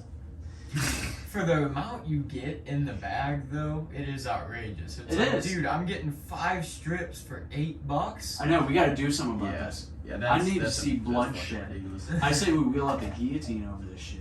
I don't know who's at the top of Matador, Slim Jim, or fucking Not to mention- old Wisconsin. Or Jack Links. Or Jack Links. There's Yeah, that. I would Dude, say I Jack can Links. I can get a whole slab of That is beef for this price. I know. It's almost like steak price. Yeah, it's to be honest, a lot of time whenever people like make jerky, it can be just as good, if not better, in certain ways than some of the Jack Links. I've heard people say that Jack Links is good, like as a meat. Like I like it, just to set the record clear, I like Jack Links a lot, but I can see the argument where people are like, well, it's you know Jack Links and it's more rubbery than like jerky. Like jerky's like it's seasoned, it's good, it's like, but it's kind of rough, like and whatnot. Whereas I get it because Jack Links is like the overhead, It's tender. promotable. Yeah, it's tender. It's like easy. It's rubbery, kind of almost. If you want to say it, I have had some weird pieces of beef jerky that are dipped into a bag of Jack Links. I will say so. Oh, yeah. But There's been some to be honest, amazing pieces. in spite of some of the dumbass commercials we see nowadays, I will say some of those old Sasquatch beef jerky commercials Those are are some good. of the best Those are that good. there were. Yeah. Fantastic. They were Yeah. hilarious. Like he just chucked the guy like Yeah. 30 feet. Grab that guy. Just, At least I know when I Smart. buy an overpriced bag of jerky that my money is well spent on good commercials. You know what I mean? At least I know that. It's like, put it into that at least. Yeah. Fund. Give me double For the entertainment. market. value. There's some fucking atrocious commercials out there. So like where I see something like the Sasquatch tossing somebody 35 feet, that's one of the better commercials that I see. Yeah. Dude, Well, the jerky- general, get better commercials. Oh, the There's general no, fucking there's no ridiculous. way that you aren't getting more people involved in your insurance. Your commercials are on all the time. You Yeah. have more The Geico money. commercials How are are they pretty still good, this too. bad? Well, yeah, that's what's wild is the general man. I can't even talk about it. I'm just picturing him in my mind. Dude, the fucking general. Every time I blink, I see his face with his hat covering his eyes. Dude, For Jack was into some of those moment. commercials too. That one was actually funny, where he was like singing in the shower and he was damn good, and then he got out and The- he was the general? sung like shit. The general? Jack? Yeah, he took some time away from Gold Bond. Dude, Jack was involved in everybody's commercials. He's a for genius while. for that, dude. Oh, dude, he stayed relevant through all these years. Took that bump with Cody, bring us back to wrestling. Yeah. Fucking off the side of the ring into the table in AEW. Did you Like- ever see him trip over all those wires? And like, he was covering like an NBA post game show or something. He like got up from his desk to walk over to the board, and he like fell over a bunch of wires and just face I've planted. never seen it. That's awesome. They were like, it's like one of the most eruptive falls in history. Just a 7-foot man. Oh, yeah, dude. They laid out like a whole like Well, like, damage the forensic floor. sketch, like on the floor big where he boy. fell. What would you say for beef? Or well, no, not beef jerky. Just jerky. Just Yeah. jerky. I'll give it a fair rating. Ooh, Because like 3 different perceptions. between you guys for the fact that I can get You what think you're it's saying. underrated? I still think it is because I'm just honestly basing it off the taste and like it's one of my favorite snacks of all time. I respect it. But like to be honest, it was outrageous before inflation and all this, so I don't feel like I should change my position too much because like if I still really want it, then I'm gonna pay it. But before the last even few years, when even in 2018 or 19, when things were a lot more affordable and shit, like it was a little more pricey than it was. But I remember a time when it was really worth the damn price. But I still think it's a good snack. I just want to use your guys' show to talk to the public here for a second. Listen, if you're out there driving in your car, if you're out there doing something, you know that jerky's good. I know that jerky's good. We all fucking know that jerky's good, okay? But jerky prices like a game of poker. So let's put the poker face on, stop paying the high prices, and let's all collectively act like jerky is not as good as it is. That's the only way we're gonna bring these prices down. You motherfuckers, listen to a guy with reason, okay? Listen to me. Listen to a guy that takes logical pisses. Strategic, logical pisses. Listen to me. we got to bring these jerky prices down, okay? If there's one social cause I'm going to commit to, one hill I'm going to die on, it's the price of jerky. So stop admitting how fucking good it is. I'm going to start right now by saying that it's overrated. That's hard for me to say out loud, but it's what I got to say to bring the prices down, okay? Now it's up to you to decide whether or not you believe what I actually think. You know, it's up to you to decide. But I'm going to say it's overrated because I'm trying to bring the fucking price down. That's the only reason I'm saying fair, is because, like you said, it is so good. It's not but about it's what I so actually think. overpriced. That's why. That's the- why it's in the middle. Right. Because the price is just outrageous. I actually think. This This isn't about that. Yeah, I know you asked me what I It's think. not about This is that. about what I think This is kayfabe about- wise. But that's not what this is about. I'm playing the game here, okay? I mean, I get it. No, The no, I prices think suck it's dick. great. No, they do. But I'm just saying, like, I don't think the upping of prices, at least in recent years, are gonna push me any further down than I was, because they were already outrageous, to be honest. And I mean, it's just too good not to buy, or not to, not to die on the hill of saying like, nah, fuck it, I'm not gonna get it. But no, I understand it. But to me, like, fuck, if I still want a bag of jerky, I'm grabbing it. I'm getting it for sure. I've got a next topic for you though, and I mean, I guess you've like lived in different areas and whatnot too. I mean, this is just for everybody, but as far as like just traveling in general, like taking a vacation, living somewhere, as far as traveling companionship, overrated, underrated, or fair? Because here's the thing, and I've heard people talk about it even today, like at work or just other places. Like it's like sometimes if you're on vacation with somebody, like you're like, oh, this is gonna be a good time. It's like a week. Like you're great for the first 2-3 days. You're figuring out things to go together, and then so many times, like whether it was a family trip or even with friends or just whatever, like after a while, there's just some friction. bickering, some friction. It's just like, no, I'm not gonna do that. Like it's like Jesus, like. But before like ahead of like when that happens, like you probably should know whether you think you're going to get along or at least sometimes unexpected occurrences arise and like things just go awry. But a lot of the time, like I think it is important, like who you travel with a lot of the time, whether it's just on the road, just taking a hike, going somewhere, or like whether it's taking a vacation for somewhere for like a week or 10 days. Are you moving around because you gotta piss like I do?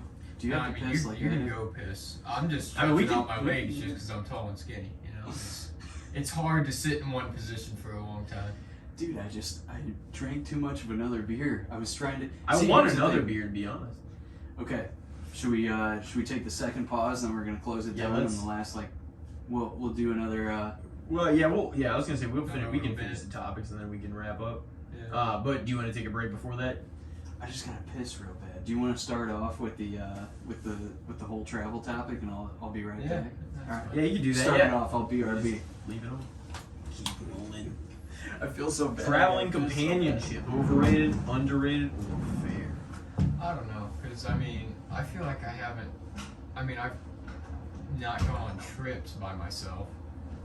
I've like flown to California by myself. I've hiked by myself. I do things like that by myself, but like going on an actual like vacation, I usually do it with other people.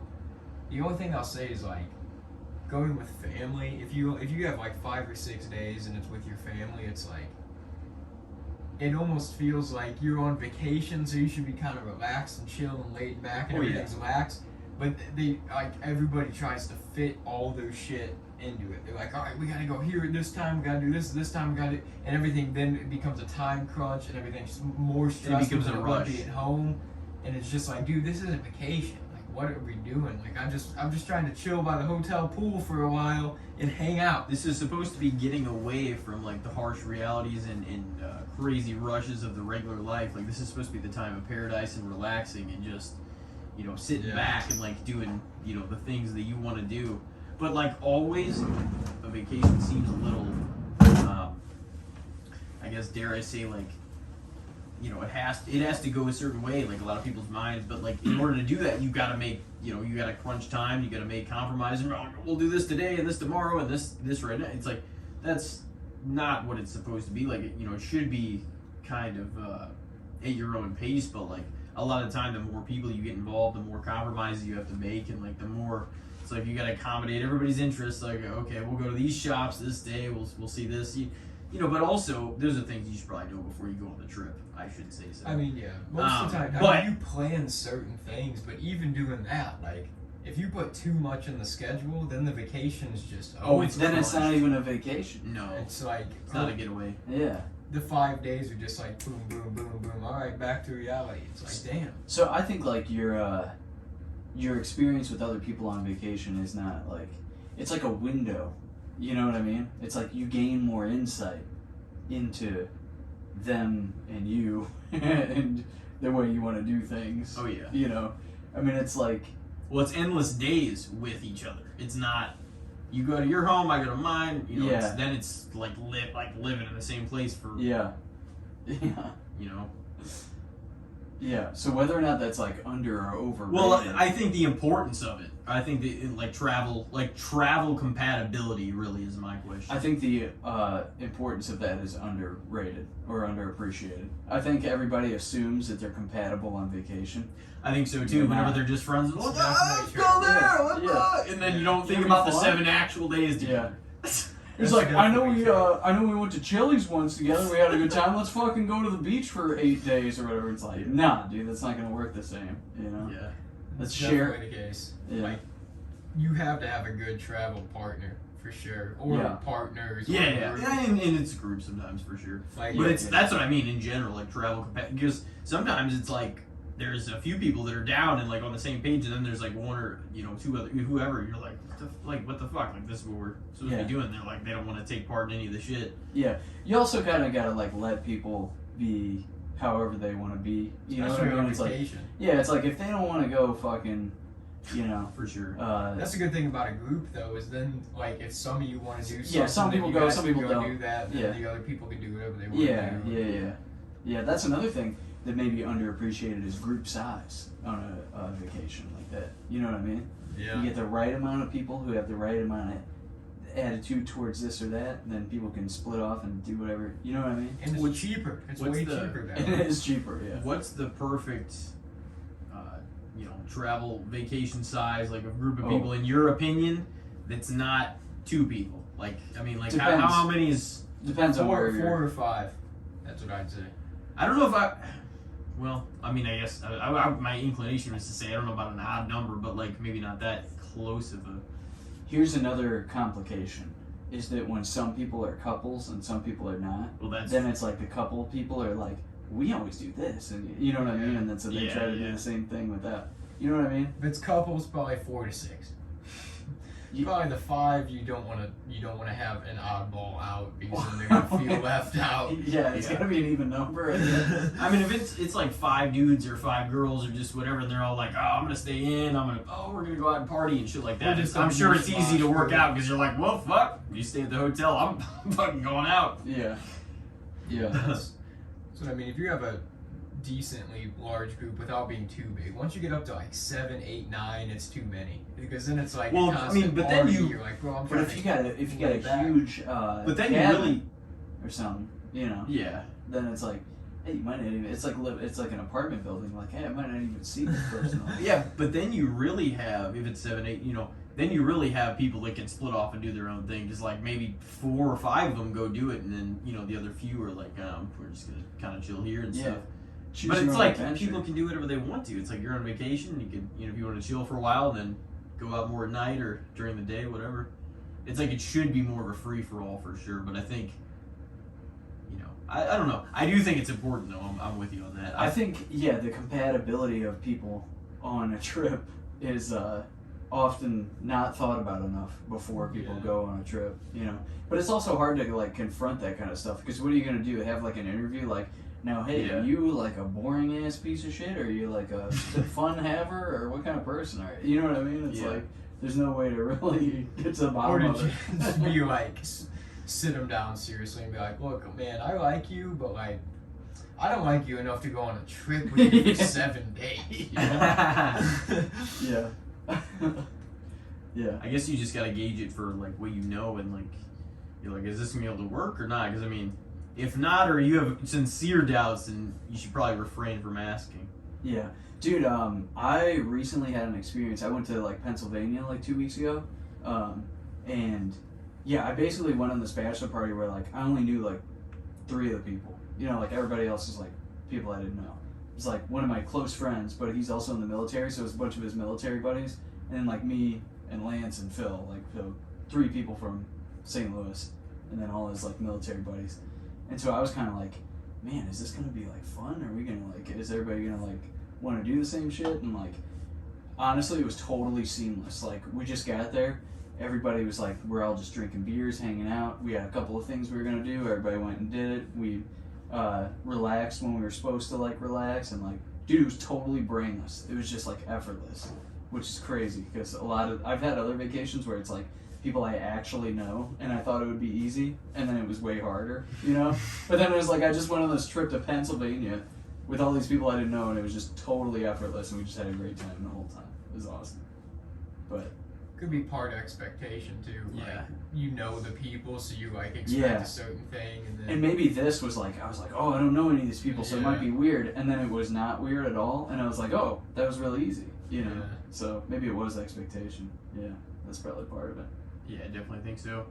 Yeah. You have or did you guys say? I mean, mine was the jerky thing that I went crazy Or no, about. no. Like as far as the travel compatibility, you said underrated, I think, right? The importance is Yeah. kind of what I said. I would probably say underrated as well too when it comes to like picking the right companions for traveling. It's probably an underrated thing because I mean it can make or break a whole trip, really. It can make or break your relationship with another person. Oh yeah, how often like people come back from trips and like they're all fucking pissed off Yeah. and whatnot. What do you got next? I don't actually know if you've seen it. It's gonna be hard for you to answer this one, I guess, but I mean, just monument-wise, just thinking about it, you said you spent some time in London and stuff. Big Ben, The clock? the clock tower. It's a huge deal. So I'm always like, Oh. is it a huge deal? I think it's a pretty big deal. Like having been there, I think it's pretty cool. I fuck with it. I think it's about fair. That's how I feel. Because dude, when I went to the Statue of Liberty, I was like, this thing's tiny. I was like, this thing's like a Hot Wheels car, you know? Like, cause I grew up going to the Arch, and the Arch is huge. It's like the tallest thing in our skyline. And then I went to the Statue of Liberty, and I was like, what the hell is this? This isn't even that big, you know? Yeah.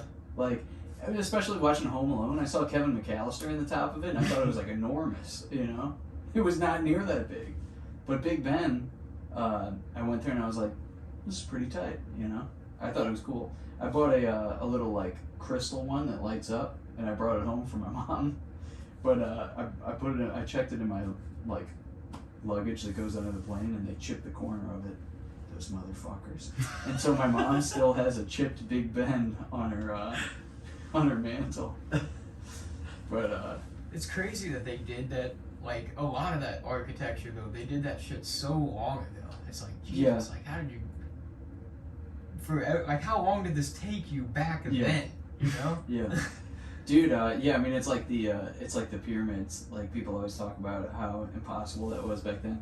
Also, like with the pyramids, like so that was the tallest structure in the world at the time when the pyramids were built. The next tallest structure that outdid that was the Eiffel Tower.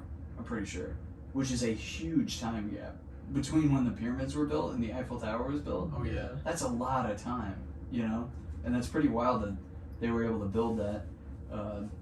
You know, that long ago, and then it took them that long to build the Eiffel Tower. I don't know how much time it was. People but I know still it was a don't lot. know how they fucking built those things. Yeah. Like without a lot of the shit that we have now. You know what I mean? Goddamn aliens. Yeah, I mean it's gotta be. They had to have a fucking alien. Certainty. Yeah, they had to have an alien pick it up with their bare hands and just stack it like a Lego. Dude, It wasn't made by what's with the humans at all. hieroglyphs, man? Yeah. Tell me what the hieroglyphs are about then. It's funny because we're like going back to hieroglyphs. Stack it like a Lego. Just a Dude, yeah, giant. what else they do? They like put it on a wagon and have a donkey wheel this Yeah. shit up the Their pyramid. arms like stretched out. Yeah. Dude, that would take like 500 years to Dude, build yeah. that shit. But I If don't not know, man. Generations of people, man, they fucking Yeah. Yeah, figured you that think shit out. you think like hundreds of years down the line, they're like, I know exactly what these They guys are collaborated. trying to do. Yeah. No, I mean, I really have no idea. Like nobody still knows to this day, do they? No fucking way. Dude, I don't know.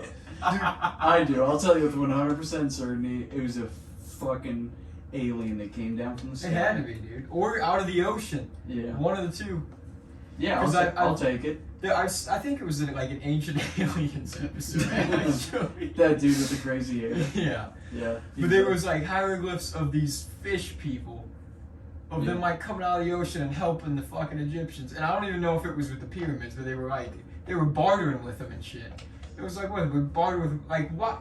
If they were bartering with these people back then, like, what did we do wrong throughout the line where they're not doing shit with Yeah. us anymore? The fish people were like, well, fuck that, I'm not messing with them anymore. I And it guess had we to be- started fucking up the ocean so Yeah, bad. that's what it was. Dude, it's as soon as we started making like the 6-pack of cans with the shit that catches the fish. You know what I mean? As They soon did as that the shit first to the one- turtle. Yeah, as soon as the first one like went into the ocean, the fish people were like, that whole pyramid thing, never again. We're never helping those stupid motherfuckers. They're like, alright, they're getting too smart. They're fucking choking out our babies and Yeah. shit down Plastic here. We're done. straws and 6-pack containers. I'm sick of this. We're not helping the humans anymore. No more pyramids. And then it took them like hundreds of years to figure out how to build the Eiffel Tower, and they built that without the fish's help. You know, That's what's crazy.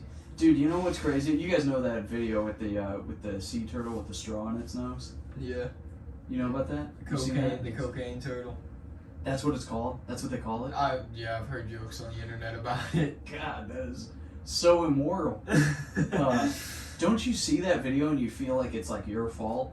Because that's how I feel when I feel it. And then when I examine my feelings for a second, I'm like, wait a second, fuck that. It's not my fault. Like, I throw away, a bunch of straws every year. But I'm not the company making there's like 4 companies that make like 86% of the plastic, and then they show me a video of a sea turtle with a straw stuck in its nose, and I'm supposed to not go through the Dunkin' Donuts drive-thru? No, fuck you. You guys need to change your plastic policies. Oh yeah. You know what I mean? Why am I the guy who's got to feel guilty about the You I'm do Just what sorry. you gotta do. recycle Yeah. everything you can possibly recycle.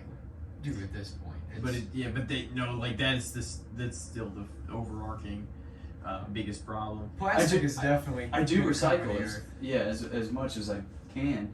It's crazy how much of our modern life we're just borrowing. But it's against the companies future. that like are doing it. Like, no, you're Yeah. right about that. Like, because I mean, people are gonna buy from somewhere, and like if they're not buying from this place, like it's still gonna be one of the other places. Like Yeah. we said, there's only a few companies If doing you it. don't have any other choice, it's like, well, Yeah. if they're putting it in plastic containers, I have no other choice but to But- buy it in But plastic the thing containers. is, you're buying stuff like you're buying meats that are covered in plastic. You're buying shit that's wrapped in plastic. Like you know what I'm saying. Like no matter what, it's nearly fucking impossible to avoid. I have to tell you guys something. I am plastic, okay? On the inside, on the outside, I'm plastic. I've become plastic from the amount that I've consumed. Dude, it's crazy. Seriously, there probably is plastic just like running through our blood. It's fucked up. It's causing the cancer, man. It's causing the Dude, cancer. All these companies are slowly trying to fucking just Yeah. off everyone. That's what it is. Yeah. You're like, I'm gonna oh. say fair too. Have you Fair. seen any of the articles recently that there's and it's been happening forever, like it's the things that blow my mind where people are like, oh, did you see the same ingredients in Pine Sol and all these other cleaners are in Capri Sun and Cinnamon Toast Crunch and all that. It's like, yeah, they've been in there Yeah. forever. Oh yeah, dude. I don't think I had digested any of the Dunkaroos that I ate in the 90s. I think they're still swimming around in my gut. Like, I don't even know how I survived this long, dude. I ate Gushers for like 20 years straight. Oh, Like, they're good. You get some more beers in there? I sure do, man. You can go grab any beer that you want out of that drawer. Oh, okay. I'll be right back. Yeah, dude. This is I'm taking strategic pisses. He's taking strategic beer grabs. I might take a piss too. So what was the original? What was it? What was the question before we started talking about the fish people and stuff? You I said said Yeah, it was Big Ben. Big said Ben. We went from Big Ben to like, there's plastic in my blood. Honestly, though, there is. Yeah. Like, That's all I could think when I hear the chimes of Big Ben in London. I'm like, there's fucking plastic in my blood. like, man, That clock is shouldn't cool. have ate those gushers in 1998. That clock is cool, but goddamn, those Dunkaroos are tearing me up, dude.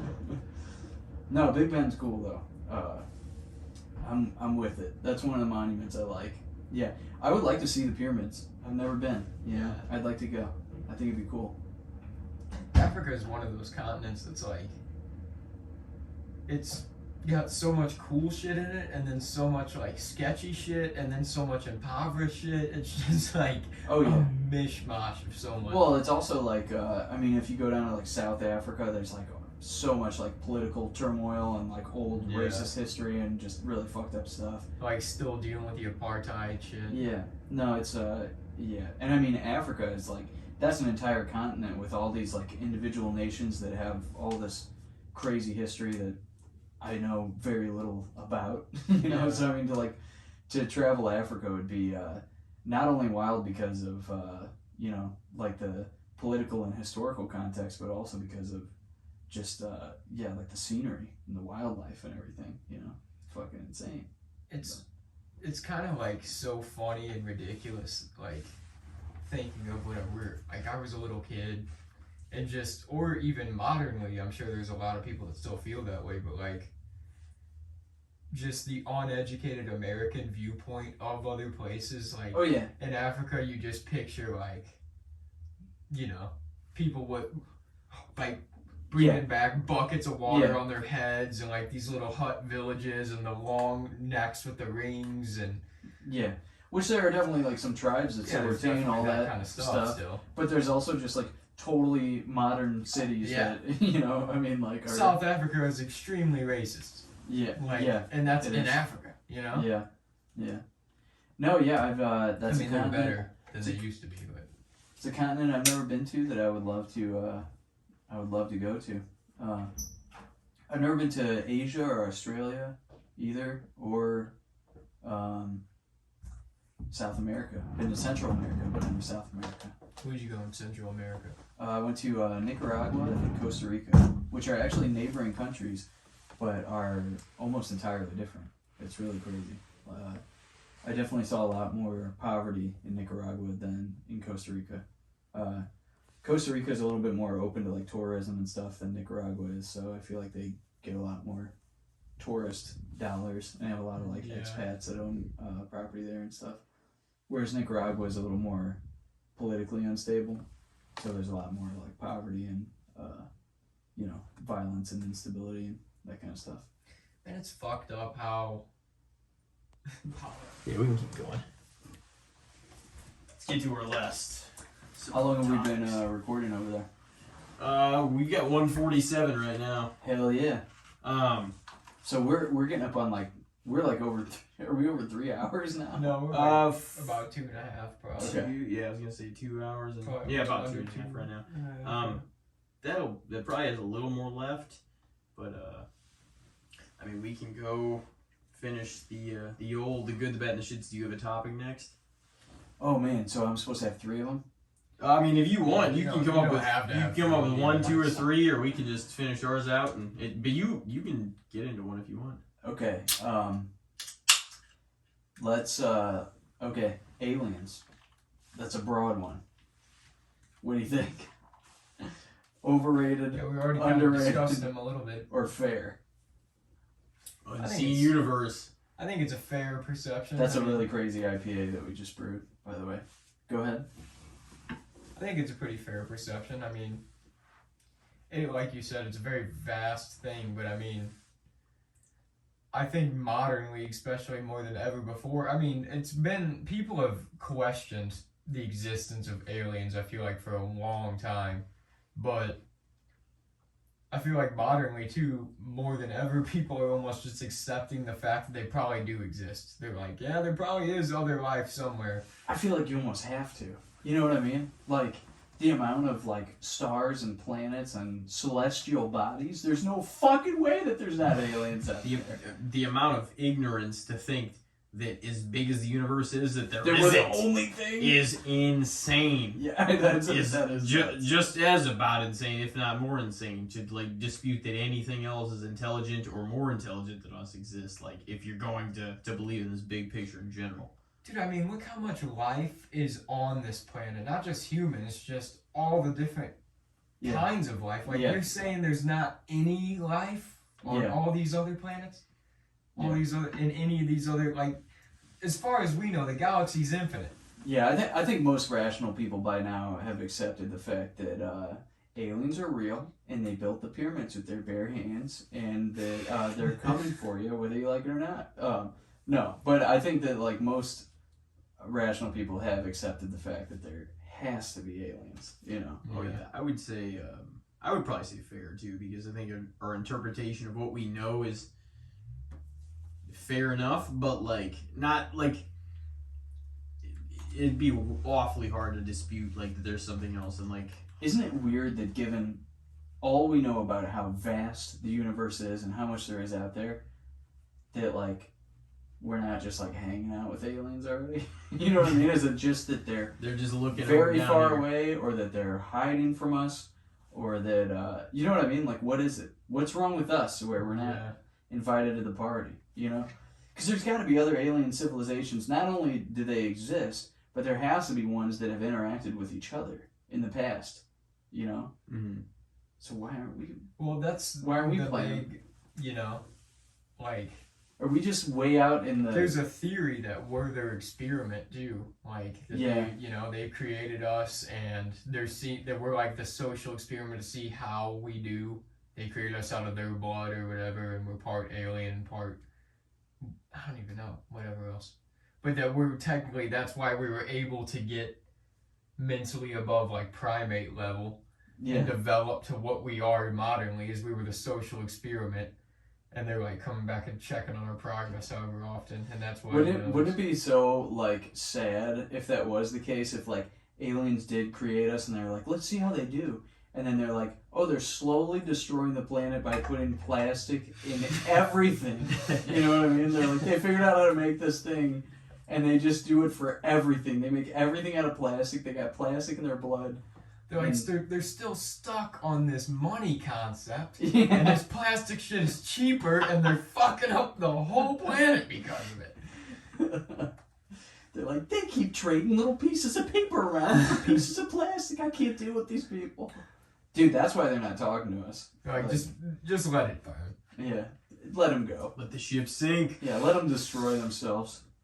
Did we say an alien? Did you say an alien? I'd said fair, because I feel like, I mean, people question about a proper amount at this point. They realize, I mean, NASA's confirmed the existence of UFOs. Not that means that that's aliens, that's just unidentified objects in the sky. Yeah. But that's could let be a alone spaceship, or could be something like that movie Nope.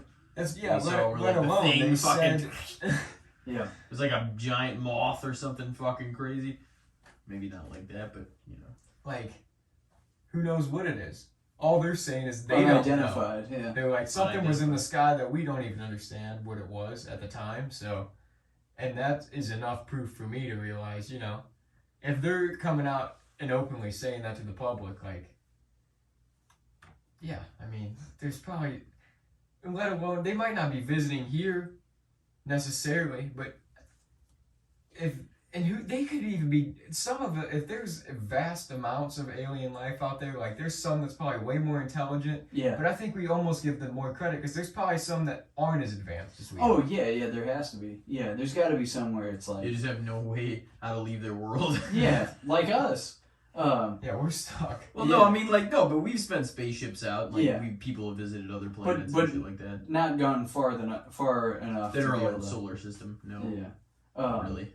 But, yeah, no, I mean, there's got to be other worlds that are basically in, like, the dinosaur stage or, like, the early stages of life or whatever. And, yeah, obviously they would have no way of, like, contacting us or us really contacting them. But, yeah, that's the fear, is that if a society that's, like, way more advanced than we are comes to us, then they'll probably have like, I mean, think about if we did that. If we went to a planet where it was just like a bunch of stupid animals, you know, we'd be like, yeah, let's take a couple of them and cut them open and shit. You know, that's totally what they would do if they come here. Or they like, just yeah, let's just take like 100 of them and cut them open. You know, it's like we can habitate this planet. Just kill Yeah. off all these things. Yeah. Look at how weak these things are. just go ahead and clear them out so we can get that oil out of the center of the core and they suck it dry. Yeah. I got one last topic for us, and then get the bench. Well, you get yours too, and if you have a third one, you can definitely throw it in there. But my last one's gonna be food oriented. I'm gonna throw out White Castle. Oh, okay. I love White Good, Castle, man. the bad, and the shits. I mean, Whether it's overrated, underrated, or fair. I mean, Well, they'll give you the shits. I was but just I gonna- love White It'll Castle. definitely give you the I was shits, gonna just say. like Taco Bell. It gives you the shits too. Yeah. I got a lot of feelings about White Castle. First of all, one thing I got to get out of the way is that my brother, when I was a kid, told me that White Castle burgers were made from kangaroo meat, and that's why they were square. And I believed him for years. I was like, yeah, they're square because it's Which kangaroo brother? meat. Dan. Oh, okay. Yeah, that makes sense. Mike's too nice to give me a Yeah, hard no, Mike time. wouldn't. He wouldn't be able to keep his face straight. Oh, no. He'd just be laughing about Dude, it. Dan let me believe it for like... I think I still believe it. I don't think I've fully eradicated that thought from my brain. Yeah, who knows what they're made from? I'm not saying what I think.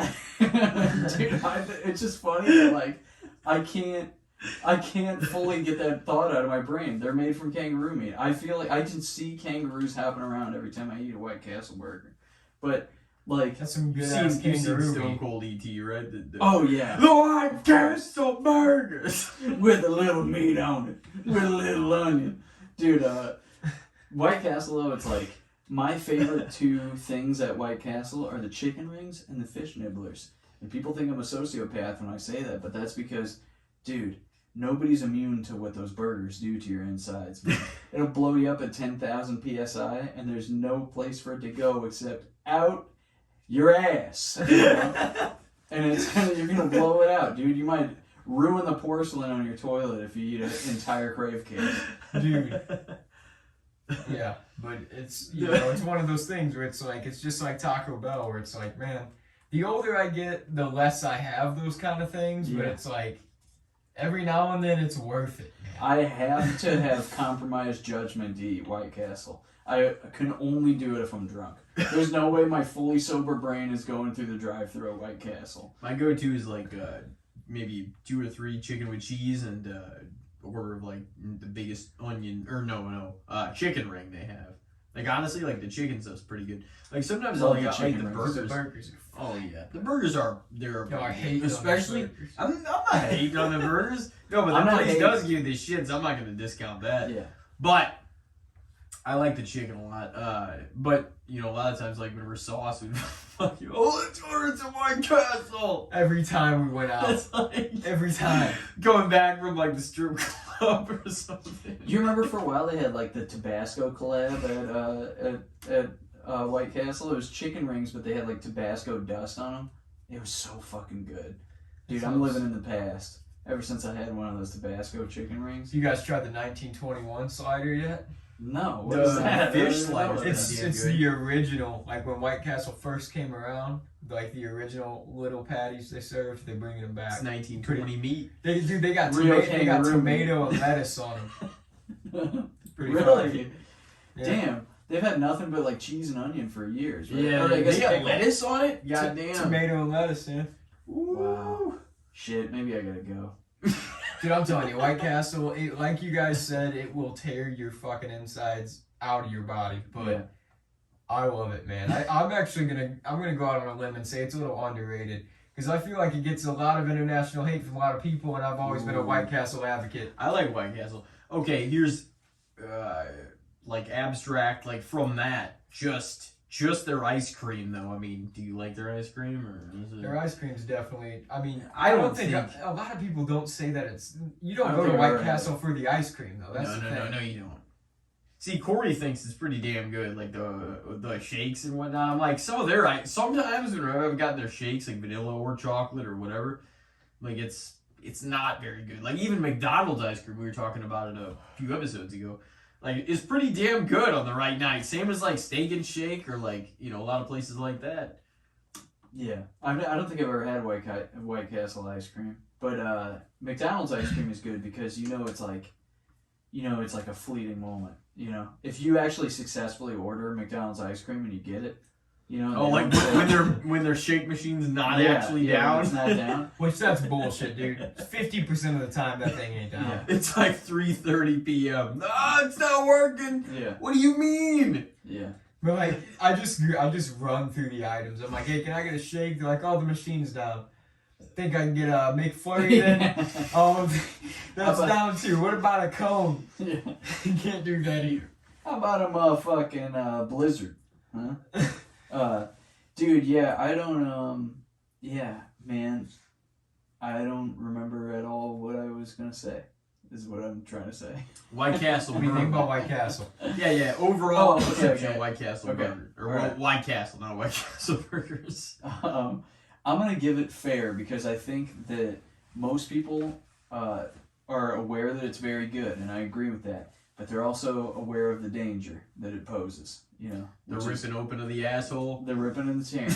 Yeah. They used to be one of the fast food places that paid the best too. Like, I think any they of the still fast do food pay places. pretty well. They had to up it during. But this, the only problem is you always smell, because White Castle has a very distinct smell. Like, you always smell Yeah. like White Castle. If you look at it.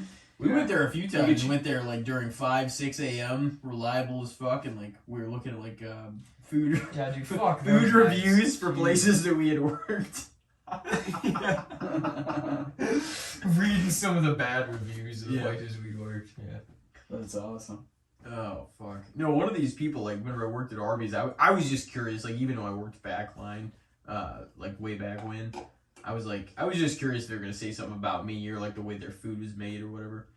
So we were like just bullshitting, like probably hungover, half drunk, like 5-6 a.m. and like went to White Castle and just started like, looking at like food reviews for like the places that we had worked, and this one review was like, oh yeah, we went there, we ordered the food, it was cold, and blah, blah. They listed a few things, but then they said, they're like, but worst of all, listen, we went outside and there was somebody smoking a marijuana pipe. They said an employee smoking a marijuana pipe in their car. I was like, that was worse than your food being shitty and cold? I don't think so.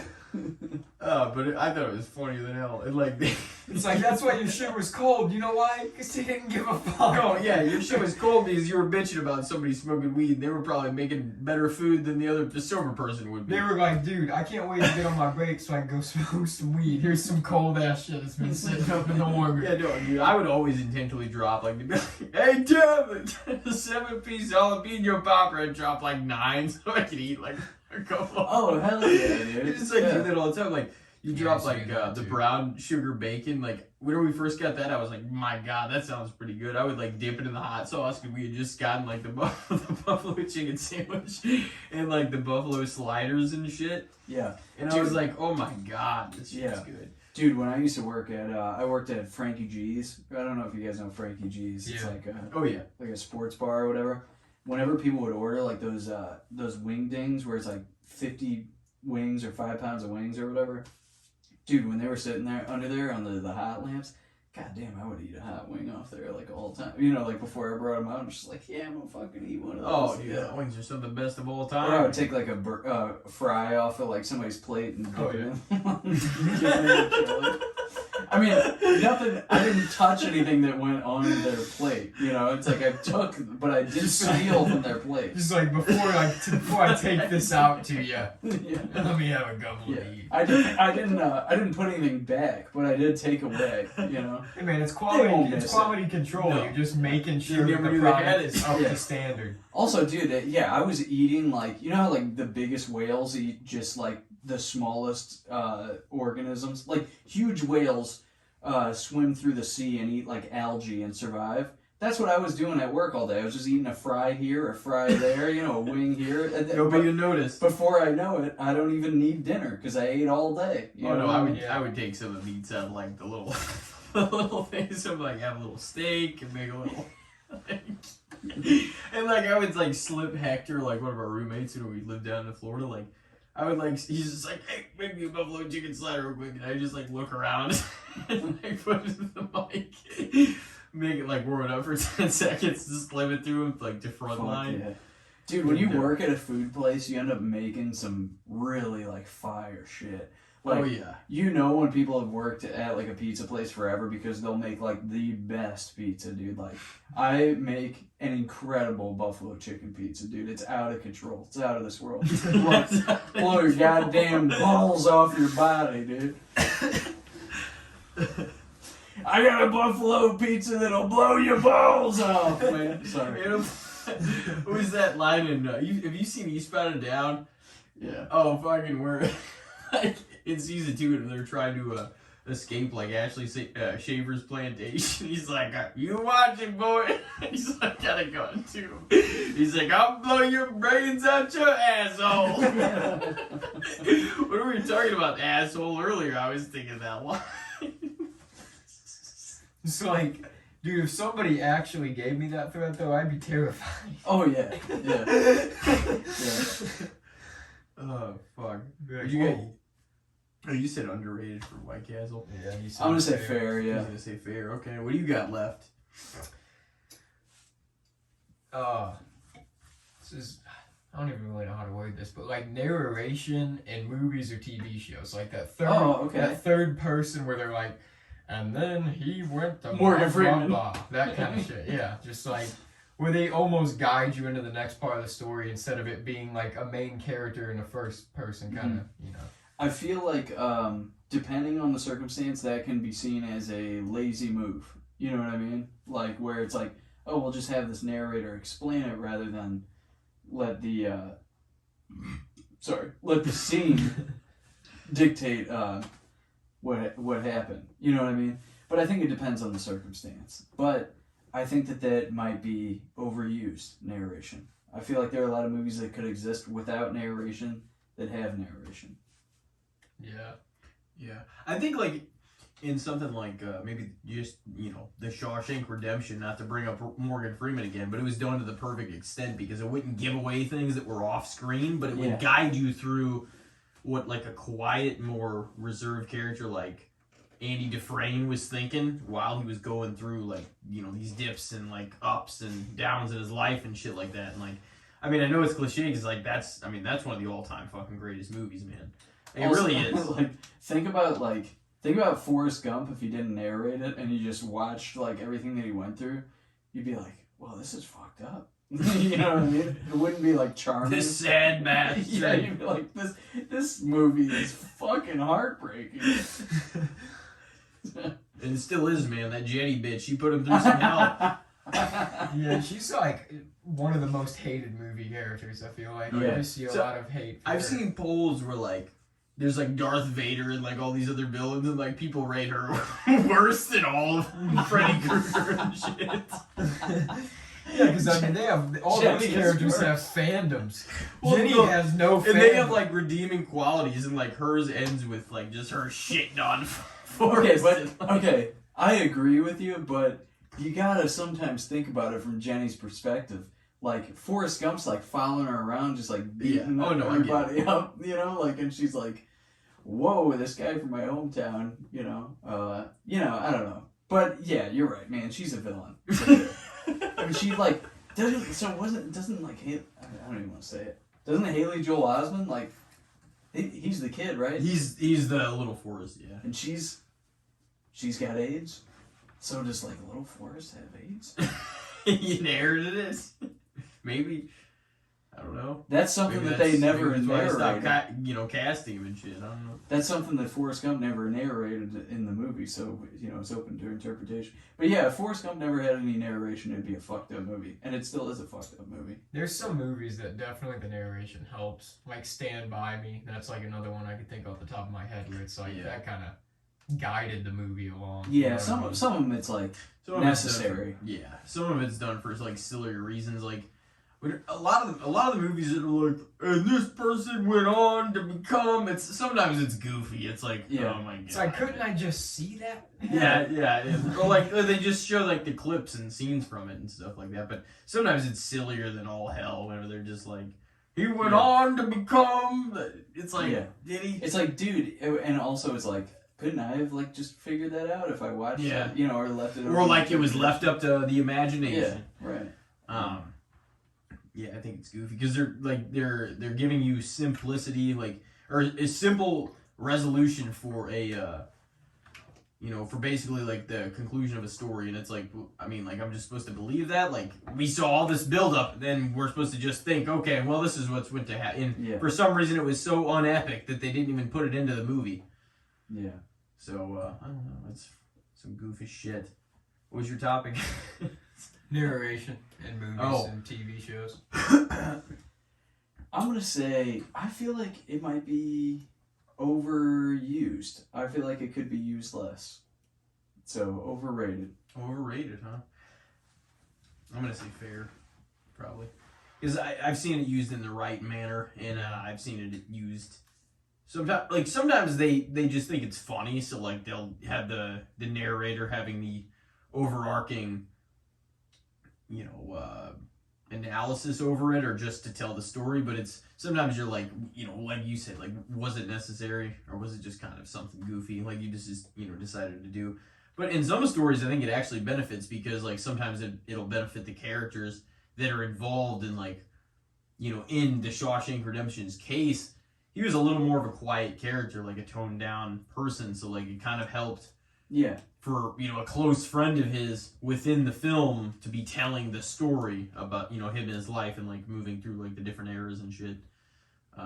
So I mean, I think there's a time and place for it, but I'm definitely glad that every movie doesn't have narration, because it'd be needless. You know what I'm saying? You don't need to have that every film.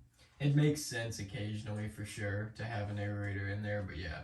It's especially not really like necessary most of the time. Some of the movies that are based on books make sense too. Especially, obviously, if there is a narrator in the book, then you gotta have one for the movie. It depends on the perspective of the book, how it was written. Yeah, agreed. But, do you have anything else to hit us with as far as topic wise? Fuck, man. Podcasts. Podcast, huh? Okay. Overrated, underrated, or fair? I don't know. I mean, that's too broad. I would say fair anything nowadays, because like some people could say that it's almost, I mean, we're part of it. We're kind of a newer podcast, but like some people could say that it's almost getting more diluted nowadays, just because there's so, like, that's like the joke is, everybody's got a podcast. Yeah. Like it's it's such a broadened thing, but like, even when you started in 2013, like, it's something that just picked up so much steam in like 7 years. Yeah. It's like, so I don't know. I could see an argument. I love podcasts, and there's like a few that I keep up with literally like weekly, but I can't say it's overrated. Yeah. There's just too much. It'd be very hard for, I feel like, either of us to say it was overrated. Yeah. And like, Or I mean, really. if it was years ago, it would make sense, but you know what I'm saying, like, nobody had the foresight to see like how big it was going to become. Except for me, I was the only one. Okay? But I mean, I was gonna say, me you and Joe started Rogan. years ago. We were pals. We're like, you start yours, I'll start mine. We'll see what happens. We'll see where we're at in a couple of years. He's doing pretty good. And I'm over here like, jerky prices are fucking out of control. And he's got the world's attention. It is as much of a wealth of work as he has now. There's some episode that he's bitched about beef jerky and the price. There could be. Yeah. But I mean, it's crazy because it's like elevated a whole new, like there's just a whole new levity like to the situation. Like you can really see how. Isn't it crazy how we were talking about earlier, like instant gratification and everything? Isn't it crazy how this is the time for that, like when everyone needs to be instantly like entertained, and like all these skip past videos, it's like, oh, this is too long or whatever the fuck, or like this is 36. But at the same time, this is the same society, maybe not necessarily all the same people, but some of the same people for sure, that are entertained by a 3-4 hour long podcast of just listening to people talk. Yeah, I think it's a response. An interesting to that. I I think it's a response to to the shortening of attention spans. Because think about it, like, everything you interact with, like, on social media is, like, it's an endless scroll. It's, like, new person, new sentence, new thing, new argument, new ad, new, you know what I mean? It's just, like, the whole time your brain's just, like, beom. So to counteract that, I feel like people desire a long-form conversation or something that does have context or continuity, you know? I think people have grown to desire podcasts now more than they did before because everything has become so concise and so immediate. So podcasts are refreshing because of that.